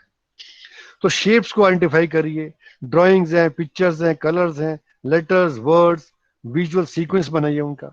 शक्ति नेक्स्ट करिए। ये सिंपल सिंपल चीजें, आई होप ये सब समझ ही रहे हैं। मैंने कोशिश की थी उनको कि मैं, समय कम था, मैं जितना सिंपल से तरीके से लेके आ सकूं। वो कई बार पढ़ने से जल्दी समझ आता है और सुनने से कम समझ आता है। ये हमारी विजुअल मोटर एक्टिविटीज हैं, इनको आप देख सकते हैं। जैसे मैंने लिखा, copy drawings, shapes, lines, 2 parallel lines के बीच में एक लाइन और बना दीजिए, ठीक है ना? सुई में धागा डालने की कोशिश करिए। डॉट्स हैं, डॉट्स को मिलाइए। ऐसी पजल्स होती है कई सारी, ग्रॉस मोटर मूवमेंट्स होते हैं। तो ये सारी एक्टिविटीज हम बच्चों से करा सकते हैं। आप सोचिए और कराइए। एक्टिविटीज आर एंडलेस, उनका कोई अंत नहीं है। शक्ति नेक्स्ट करें। अब हम मेन बात पे आते हैं, ऑप्टिकल डिवाइस यूज। देखिए, ये ऑप्टिकल डिवाइस की बात करते हैं तो हमारे पास कई सारे डिवाइसेस होते हैं। इसी पर अगर हम चाहें तो 1 घंटा चर्चा कर सकते हैं। This is one of the basic areas जिस पर हमने कभी काम भी अच्छा किया है। तो ऑप्टिकल डिवाइसेस मींस जिनके अंदर लेंस आ गया, जिनमें लेंस आ गया, वो ऑप्टिकल डिवाइस है। ऑप्टिकल डिवाइसेस 2 प्रकार के होते हैं, एक नियर और एक डिस्टेंट।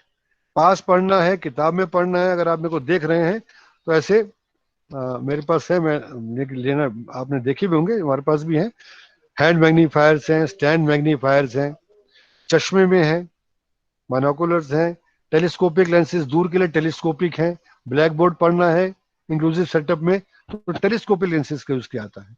पास के लिए नियर जो हमारे ऑप्टिकल डिवाइसेस उनका यूज किया जाता है। अब ये देने कैसे हैं, बड़ा सोचने की बात है। ये गलत है कि अगर मैं लो विजन हूं तो मुझे ऑप्टिकल डिवाइस तो चाहिए चाहिए, नो। ये डिपेंड करेगा उनके क्लिनिकल असेसमेंट पर। डॉक्टर्स बताएंगे, ऑप्थेल्मोलॉजिस्ट बताएगा किसको मैग्नीफायर की जरूरत है। हमारा काम है उसको सही तरीके से बताना, कितनी दूर से पकड़ना है, कैसे पकड़ना है। जिन बच्चों के हाथ कांपते हैं उनको हम स्टैंड मैग्नीफायर देते हैं ताकि वो रखें और सिर्फ उसको किताब पे सरकाते हैं। जो बड़े बच्चे होते हैं जिनके हैंड्स में मूवमेंट नहीं है, कोई ऐसी कंडीशन नहीं, वो मैग्नीफायर्स पकड़ लेते हैं। उनमें अलग से बल्ब भी होता है, इल्यूमिनेटेड मैग्नीफायर्स बोलते हैं। दूर के लिए हम टेलीस्कोपिक देते हैं, मोबिलिटी के लिए या क्लासरूम बोर्ड एक्टिविटीज देखने के लिए। तो ये सारे उसी के तरीके से कैसे बिठाना है, कैसे सिखाना है, कैसे हाथ में मैग्नीफायर पकड़ना है, कौन सा फॉन्ट साइज उसे देना है, कैसे मैग्नीफायर को साफ करना है, कैसे रखना है। मोनोकुलर इंस्ट्रक्शन भी देते हैं किस प्रकार से हमें आंख का प्रयोग करना है। Best positioning to stabilize the monocular, scan the environment, locate and verify pictures or signs, systematic technique, ये सारी वही चीजें आ रही हैं जो मैंने पहले डिस्कस कर चुका हूं। शक्ति जी आगे चलें। अब दो तीन चीज बात करें। टेक्सचुअल रेडीनेस, ये आप जानते हैं जब बच्चा छोटा होता है तो हमारे यहाँ स्कूलों में हर जगह एक किट मिल जाएगी, है ना। उसमें अलग अलग टेक्सचर्स के आपके कपड़े होंगे, कोई रफ से होंगे, कोई स्मूथ होंगे, ताकि बच्चे का हम वो सेंसेस बहुत जरूरी है, बहुत जरूरी है। और इसी से एक बात निकल के ये भी आती है कि क्या लो विजन बच्चे को ब्रेल सिखाई जाए या नहीं। मेरा अनुभव यह है कि लो विजन बच्चे को ब्रेल भी सिखाई जाए। अपना अपना मत हो सकता है, मैं इसमें वो नहीं कह रहा हूं, और मेरा मत यह है, मेरा एक्सपीरियंस ये है कि इन बच्चे को ब्रेल भी सिखाई जाए। ऐसे कई किस्से हुए जब असेसमेंट प्रॉपर नहीं हो पाया है, बच्चे को बाद में सडन लॉस ऑफ विजन हो गया, बच्चे को ब्रेल भी नहीं सिखाई और हम उसको कॉपी पेन देकर, मैग्नीफायर देकर उसे हम लो विजन क्लास में बिठाकर लो विजन बच्चा समझकर कि इसको दिखता है उसको हम इंक प्रिंट पर ही जोड़ देते रहे। नतीजन क्या हुआ, बच्चा 8वीं 9वीं में जब आया तो उसके सडन लॉस ऑफ विजन हो गया। कई कारण होते हैं, देयर आर मेनी कंडीशंस, कई ऐसे आई आंख की कंडीशंस है जहां पर विजन लॉस हो जाता है। उस समय बच्चे को कितनी दिक्कत आई है।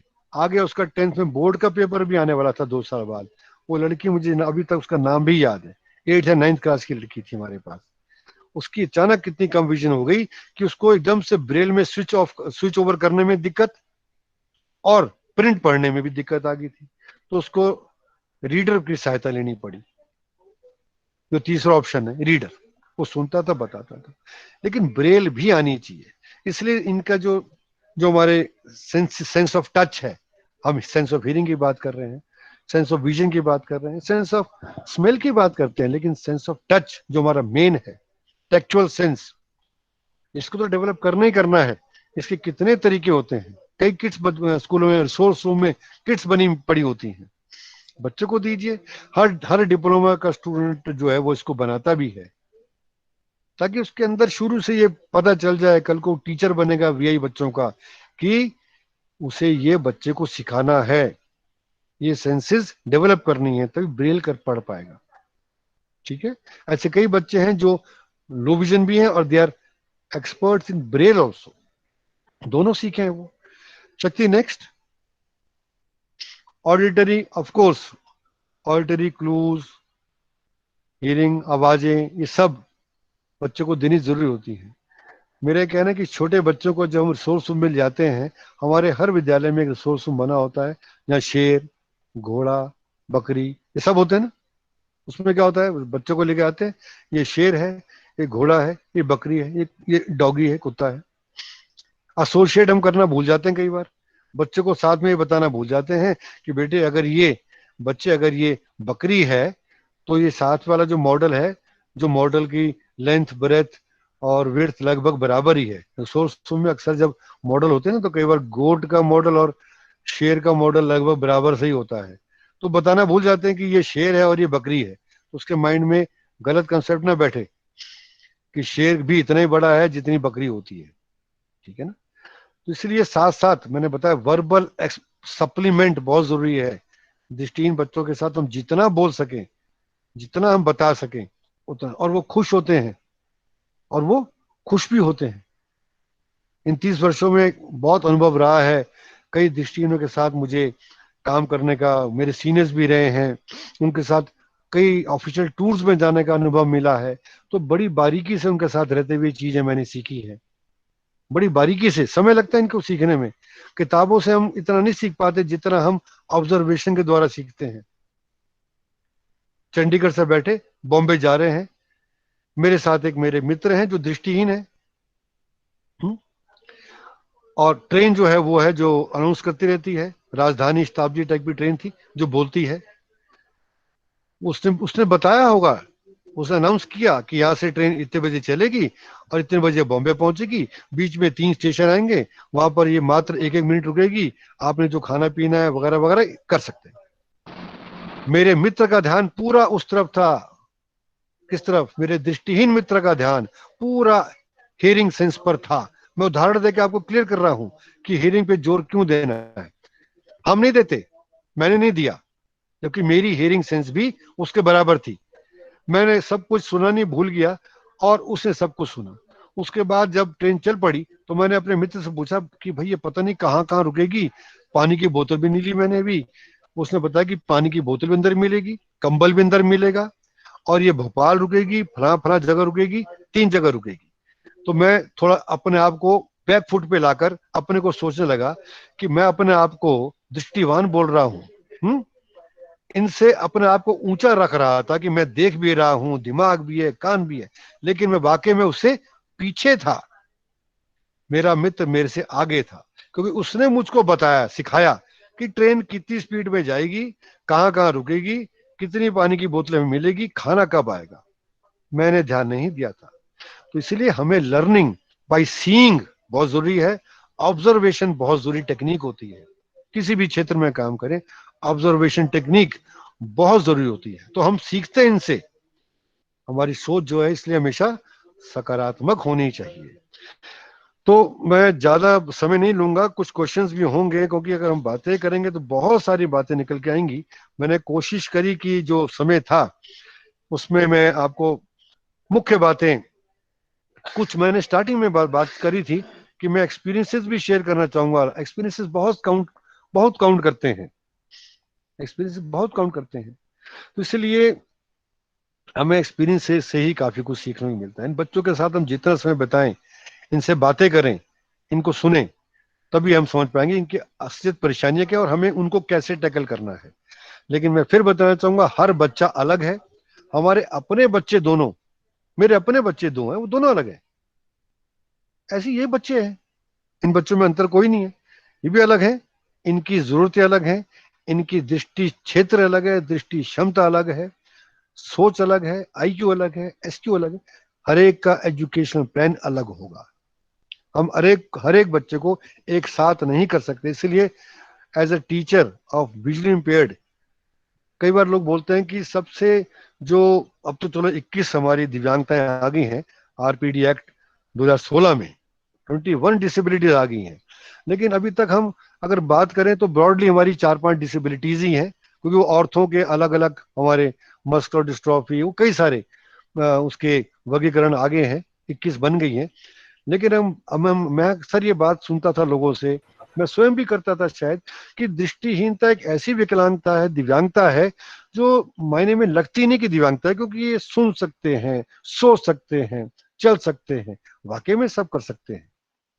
लेकिन जो लैप्स है, जो गैप है, जो लिमिटेशन है, वो तो बच्चे के साथ रहेंगी। वो तब सक्षम बन पाएगा जब हम एज ए टीचर उसको हम ये सारी बातें सिखाएं, शुरू से उसके सेंसेस को डेवलप करें, उनका सही समय पर आकलन करें, असेसमेंट करते चलें, और उसको सही तरीके से हम आगे बढ़ा सकें। तो मेरे ख्याल से मेरा टॉपिक यहीं फिलहाल खत्म करता हूं मैं, समय काफी बढ़ गया है। कुछ नागेंद्र जी, नागेश जी। जी सर, जी सर। प्लीज प्लीज आप आगे अगर लीजिए। श्रोताओं के कुछ प्रश्न हैं तो चैट बॉक्स में लिखें। विषय से संबंधित जो आपके प्रश्न हो, वैसे हमें लगता नहीं कि कुछ शेष होगा, क्योंकि सर ने धरातली तौर पे हर चीज को बहुत बेहतरीन ढंग से समझाया। लेकिन अगर कुछ है तो आप पूछ सकें।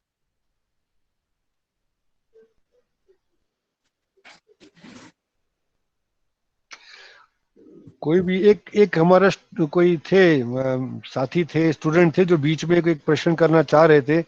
माफी चाहूंगा, मैंने उनको वहीं रोक दिया। ना रोका हो तो शायद हम उनका प्रश्न ले लेते। अब वो खामोश हो गए हैं। आभा सोलंकी ने एक प्रश्न पूछा है सर, हाँ जी, हाँ जी। विजुअल ट्रैकिंग का सर एक बार और बता दें। देखिए, विजुअल ट्रैकिंग क्या क्या प्रश्न क्या पूछा आपने? विजुअल ट्रैकिंग के बारे विजुअल में ना? ट्रैकिंग, हाँ। देखिए, जब भी हमारा जो बच्चा लो विजन है, क्षीण दृष्टिवान है, ये हमारे कुछ स्किल्स हैं जो हमें बच्चे को सिखाने होते हैं। मैंने बताया था फिक्सेशन, अपनी आंखों को, दृष्टि को किसी एक जगह केंद्रित करना, that is fixation. Simple technique है। आप दीवार पे सामने कोई घड़ी है, वस्तु है, बच्चों को सिंपल बता सकते हैं कि सामने जो घड़ी है उसको आप देखिए, बच्चा उस पर अपनी आंखें फिक्सेट करने की कोशिश करेगा। सिंपल एक्टिविटी, इसमें हमें कुछ नहीं करना है। फिक्सेशन के बाद हम बात करते हैं ट्रैकिंग की। ट्रैकिंग का मतलब होता है to follow a moving object, किसी गतिशील वस्तु को का पीछा करना, पैरों से नहीं, आंखों से, आंखों से पीछा करना, उसे बोलते हैं ट्रैकिंग। ट्रैकिंग मीन्स किसी वस्तु को देखना, उसको लगातार आंखों से देखना। अब आप खुद सोचिए, आप अपना सिर को मत हिलाइए, सिर को मत हिलाइए, सामने राइट साइड से एक बस आती है, आप उसको देखते रहिए, और वो बस आपके सामने राइट साइड से आकर लेफ्ट साइड निकल जाती है। आप आंखों से उसका पीछा करते रहिए। एक समय ऐसा आएगा जब वो बस आपके आंखों से ओझल हो जाएगी। लेकिन अगर आप उसको स्वयं दोबारा देखना चाहेंगे तो आपको अपना सिर हिलाना पड़ेगा, हिलाना पड़ेगा ना। क्यों? ताकि आपका एक दृष्टि क्षेत्र नया आपको मिल जाए। ये आपके सामने हमारा दृष्टि क्षेत्र है, इसमें हम सब देख पाते हैं। अब मेरे सिर के पीछे क्या हो रहा है मुझे नहीं मालूम, लेकिन लेफ्ट में और राइट में अगर कोई मेरे कान के पास आकर ऐसे ऐसे कुछ हाथ हिलाएगा, वो अगर जैसे वो मेरे दृष्टि क्षेत्र में आएगा तो मैं उसका हाथ पकड़ लूंगा, तो मेरा दृष्टि क्षेत्र में कोई क्षति नहीं है। लेकिन कई बच्चों के दृष्टि क्षेत्र में क्षतियां होती हैं, तो उनको सिखाया जाता है कि जब आपके सामने कोई ऑब्जेक्ट है उसको हम आंखों से पीछा करना, आंखों से देखना है, फॉलो करना है। That is called tracking. Clear हो गया है? Sir, activity. एक संजीव कुमार का, संजीव महतो साहब का एक प्रश्न है, जी अगर जी बच्चे में रेटिना का मूवमेंट अलग जी। अलग हो तो इसको कैसे ठीक किया जा सकता है? रेटिना का मूवमेंट? जी सर। नहीं, मूवमेंट नहीं, ऐसा मूवमेंट नहीं होता। रेटिना हमारी एक लेयर है, हमारी आंख 3 परतों से मिलकर बनी होती है। Retina is the innermost layer of the eye. आंख की सबसे अंदर की परत हमारी रेटिना है, जो अपने आप 10 पतली पतली परतों से मिलकर बनी होती है। रेटिना भी अपने आप 10 पतली पतली परतों से मिलकर बनी होती है। जैसे आप समझिए एक ब्रेड है, उसके कई सारे पीसेस हैं, ठीक है ना। इन्हीं एक परत में एक लेयर होती है, रॉड्स एंड कोन्स। तो जो हमारा इमेज बनती है वो हमारी बनती है और रेटिना पे बनती है, और हम कोई चीज देख पाते हैं। इलेक्ट्रिकल इंपल्सिस के द्वारा मैसेज आता है हमारे cerebral part of the brain में, और दिमाग कहता है कि भाई सामने एक गाय खड़ी है या भैंस खड़ी है या बस, जो भी। ये तो कैमरा है। तो रेटिना का काम है सिर्फ चित्र को बनाना, जहाँ प्रतिबिंब बनता है, और उसको एनालाइज करता है हमारा ब्रेन। ब्रेन हमें कहता है देखिए, हम देख पाते हैं। क्लियर हो गया है? इसी में एक लेयर भी थी, layer of rods and cones. ये कोई पूछा नहीं है। Layer of rods and cones, दिन में हमारे कोन्स काम करते हैं, रात में हमारे रॉड्स काम करते हैं। जो मैंने पीछे बताया था, अगर इसी कमरे में बैठे बैठे रात हो जाए तो मेरे को पता नहीं आएगा कि मेरे सामने सोफे में अभी जो 3 लोग बैठे हैं मेरे पास, अभी उनको पहचान पा रहा हूँ। लेकिन बैठे बैठे शाम हो जाती है, अंधेरा हो जाता है, बत्तियां बंद 2 मिनट के लिए कर दें, अभी तो हम देख पा रहे हैं, शाम के टाइम फिर मैं पहचान नहीं पाऊंगा उनको। तो वो जो है हमारे उस समय रॉड्स काम करते हैं, दिन में कोन्स काम करते हैं। दिन में कोन्स क्यों काम करते हैं? इसलिए हमें कलर दिखाई देता है। प्राइमरी कलर्स हमारे अंदर होते हैं कोन्स में, प्राइमरी कलर्स होते हैं, तो हम रंगों की पहचान कर पाते हैं। कोन्स दिन में काम करते हैं, रोशनी में करते हैं, इसलिए हमें मूवमेंट दिखाई देता है, हमें शेप दिखाई देती है, साइज दिखाई देती है, डिस्टेंस दिखाई देता है। कोन्स। शाम होते साथ कोन्स काम करना बंद कर देते हैं, हमारा रॉड्स काम करता है। तो शाम, तो मेरे सामने से गाय निकली या शेर निकला, मुझे क्या पता। सही है? क्लियर हो गया? हर्षल सावंत का प्रश्न है सर, जी। How can we control automatic eye ball movement in different direction? देखिए, ये एक आई बॉल जो है ना, ये एक मेडिकल क्वेश्चन आ गया है। इस पर मैं ज्यादा बोलूंगा नहीं, क्योंकि ये एक मेडिकल क्वेश्चन आ गया है। लेकिन मैं थोड़ा सा जवाब दे पाऊंगा। निस्टैग्मस होता है हमारा, ठीक है। निस्टैग्मस में हमारी आंखों की पुतलियां लगातार हिलती रहती हैं, हिलती है ना, कंट्रोल नहीं होता है। लेफ्ट जा रही हैं, राइट जा रही हैं, कंट्रोल। मैं मेडिकली बात नहीं करूंगा, हमारी जो ये मसल्स हैं ये वीक हो जाती है। मसल्स ठीक रहती हैं तो हमारी आई बॉल स्थिर रहती हैं। हमारी मसल्स की स्ट्रिंग्स अगर वीक हो जाती हैं तो आई बॉल अपने स्थान पर टिक नहीं पाती है, वो लूज सी हो जाती है, हिलना शुरू कर देती है। उसके लिए कुछ एक्सरसाइजेस डॉक्टर भी बताते हैं, दूर देखिए, पास देखिए, कर करके। लेकिन बाद में मेडिकली पॉइंट ऑफ व्यू से जो हमारे ऑप्थेल्मोलॉजिस्ट हैं वो ही इसका जवाब दे सकते हैं। ऐसे एक टर्म होती है हमारी, स्ट्रैबिस्मस भी होती है, स्ट्रैबिस्मस, ठीक है ना, स्क्विंटेड आइज, वो भी अलग टर्म होती है। लेकिन जो आप बात कर रहे हैं कि हमारी आई बॉल्स हिलती रहती हैं, रुकती नहीं है, that is nystagmus, uncontrolled movements of the eye ball, रुकती नहीं है। ऐसे बच्चों को पढ़ाने के लिए बहुत दिक्कत आती है, मैं साथ में बता दूं। हम टीचर हैं, ऐसे बच्चों को कैसे पढ़ाएंगे? कैसे हम उसको ऐसे बोलेंगे कि भाई आपकी आंख, अगर आप लोग मेरे को वीडियो देख पा रहे हैं सब, ऐसे ऐसे थोड़ा पढ़ाएंगे कि आपकी आंख हिल रही तो आप इसको भी हिलाइए, ऐसे पढ़ाएंगे क्या? नहीं, ऐसे नहीं पढ़ाते हैं, ठीक है। इसलिए इन बच्चों को जब पढ़ाते हैं तो बड़ी दिक्कत आती है, आंख स्थिर नहीं रहती है। तो इसलिए इनको एक्सरसाइज के द्वारा कितना हम कंट्रोल करा सकते हैं इनके आई बॉल्स को, वो एक तो वो डिपेंड करेगा, बाकी मेडिकल पॉइंट ऑफ व्यू से हमारा ऑप्थेल्मोलॉजिस्ट ही बता सकते हैं। और कोई अगला प्रश्न आया है सर अविनाश शर्मा जी का, can a child have sensory issue and not be autistic? क्या can a child have sensory issue and not be autistic? क्या ऐसा तो कोई जरूरी नहीं है, ऐसा तो कोई जरूरी नहीं, मैं समझता। हो सकता है कि उसको इश्यूज वाले भी हो, ऐसा कोई जरूरी नहीं है। बेहतर तो मुझे वो बता पाएंगे जो मेरे एक्सपर्ट्स होंगे ऑटिज्म के। जो संबंधित थे वो सभी आ चुके हैं सर। ये अविनाश जी ने फिर पूछा क्यों सर? मैं बता रहा हूँ, इसमें वो जवाब दे पाएंगे, ज्यादा बेहतर जवाब दे पाएंगे जो हमारे ऑटिज्म बच्चों से ज्यादा डील करते होंगे। नेक्स्ट टाइम मिले तो आपको मैं इसका जवाब बता पाऊंगा अच्छे तरीके से। तो और तो चैट बॉक्स में अभी कोई इससे संबंधित प्रश्न नहीं आए हैं। आपने इतना सहज भाव से, सरल भाव से समझाया ही कि आप उसमें बहुत प्रश्न नहीं, कई मैं चैट में देख रहा हूं सर, वेरी नॉलेजेबल सेशन और इत्यादि इस तरीके की चीजें आई हैं। जिस भाव को सोच करके, जिस भाव को समझ करके हम लोगों ने आपसे निवेदन किया था, आपने उससे कहीं उत्कृष्ट भाव को हमारे सामने व्यक्त किया है। आपका अनुभव निसंदेह हमारे छात्रों हेतु एक मील का पत्थर बनेगा। आप जो शिक्षा दे रहे थे वह बहुत ऊंचाई पर, बहुत श्रेष्ठता की तरफ ले जा रही थी, और आपके उदाहरण सदा धरातल को छू रहे थे, जिससे सभी बच्चों को प्रत्येक एक पक्ष को समझने में आसानी हुई है और सरलता के साथ सभी बच्चों ने उसे समझा है। फीडबैक के माध्यम से अपनी बातें भी दी हैं, जो चैट में उन्होंने लिखी है कि सहजता के साथ, सरलता के साथ आपने जो बताई है।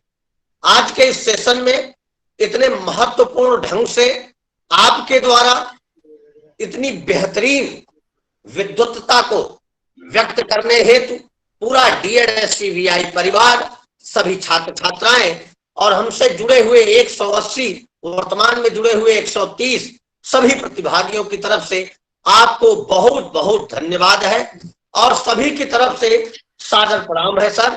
आपकी विद्वत्ता अवश्य ही हमारे ज्ञान में मील का पत्थर साबित होगी। हमें कई अनुभव नए मिले होंगे, ऐसा हम छात्रों की तरफ से आशा भी करते हैं। बहुत बढ़िया सेशन आपने आज डिलीवर किया है। आज के लिए बहुत बहुत आपको धन्यवाद। 1 घंटे का समय हमने आपसे निवेदन किया था और आपने पूरा 1.5 घंटे का समय दिया, यह आपकी महानता है। हमारे बीच आप रहे। सच बताऊं, चैट पढ़ के और अपने व्यक्तिगत अनुभव से मैं कहना चाहूंगा कि अगर घंटों अभी आपको सुनता रहूं तो भी मुझे कोई फर्क नहीं पड़ेगा। ऐसा लगेगा कि आपकी वाणी चलती रहे, क्योंकि इतना सहज और सरल आप समझा रहे थे। लेकिन सबकी मर्यादा है, आपका भी एडमिनिस्ट्रेटर पद है, वहां भी 1-1 मिनट महत्वपूर्ण है। तो आपसे बहुत बहुत धन्यवाद। और आज की इस उपस्थिति के लिए बहुत बहुत धन्यवाद। सभी को सादर प्रणाम। भाई शक्ति सिंह को प्रेजेंट करने के लिए तथा आपके साथ में जुड़े हुए सभी आपके टेक्निकल टीम को बहुत बहुत धन्यवाद।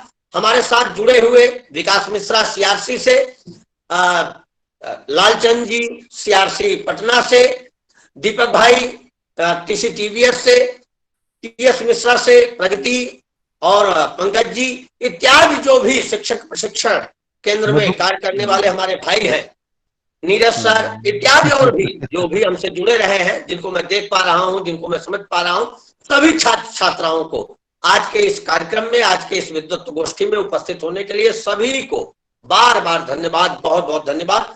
सभी को सादर प्रणाम। सभी लेफ्ट कर सकते हैं। धन्यवाद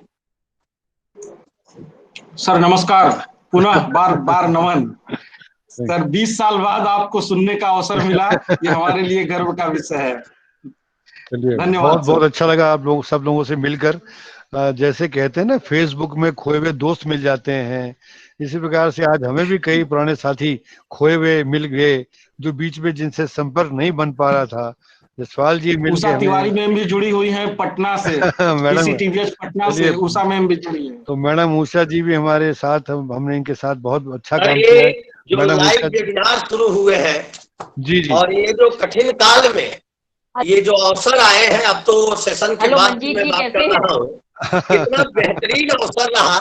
हमारा पूरा परिवार एक पटल पे आ जाता है और कोई गए नहीं। नमस्कार नमस्कार। किसी बात नहीं।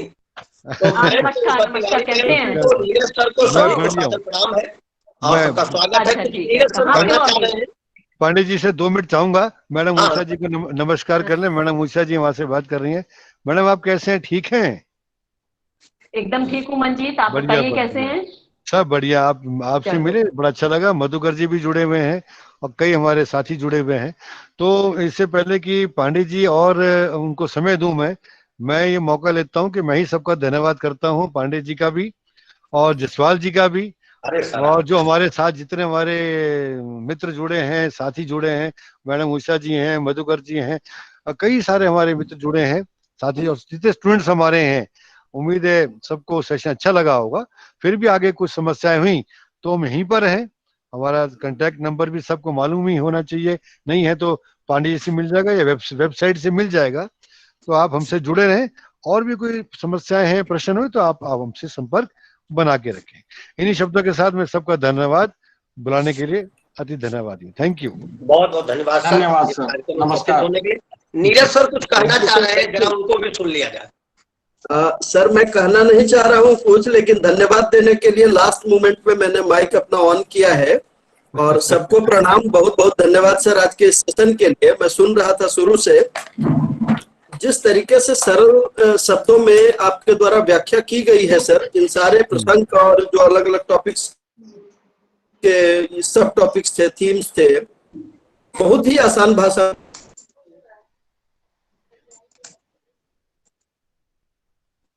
बच्चों के लिए ध्यान में रख करके जिस तरह से आपने शब्दों का संकलन किया, वो बहुत बढ़िया था। दूसरी चीज सर, अगर कभी समय मिल पाए नागेश साहब, तो मैं ये कोशिश करूंगा और आप भी ये प्रयास करें कि सर का खास करके लो विजन के ऊपर बहुत जबरदस्त पकड़ है।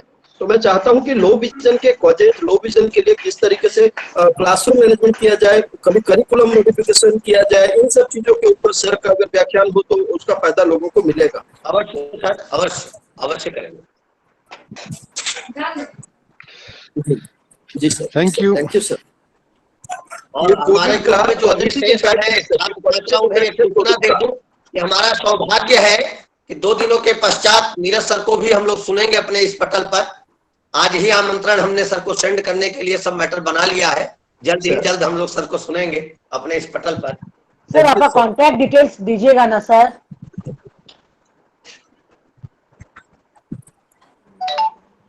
संपर्क नंबर हम मैसेज कर देंगे ग्रुप पर, या किसी को चाहिए होगा तो संपर्क नंबर पड़ा हुआ है। इस पटल पे ऐसे संपर्क नंबर देना थोड़ा वो लगता है। हाँ, लखनऊ में मेरे भैया रहते हैं।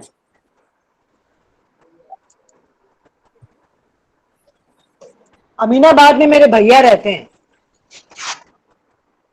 अच्छी बात है, अच्छी बात। धन्यवाद सर। सभी को पुनः धन्यवाद। सभी लोग लेफ्ट कर सकते हैं।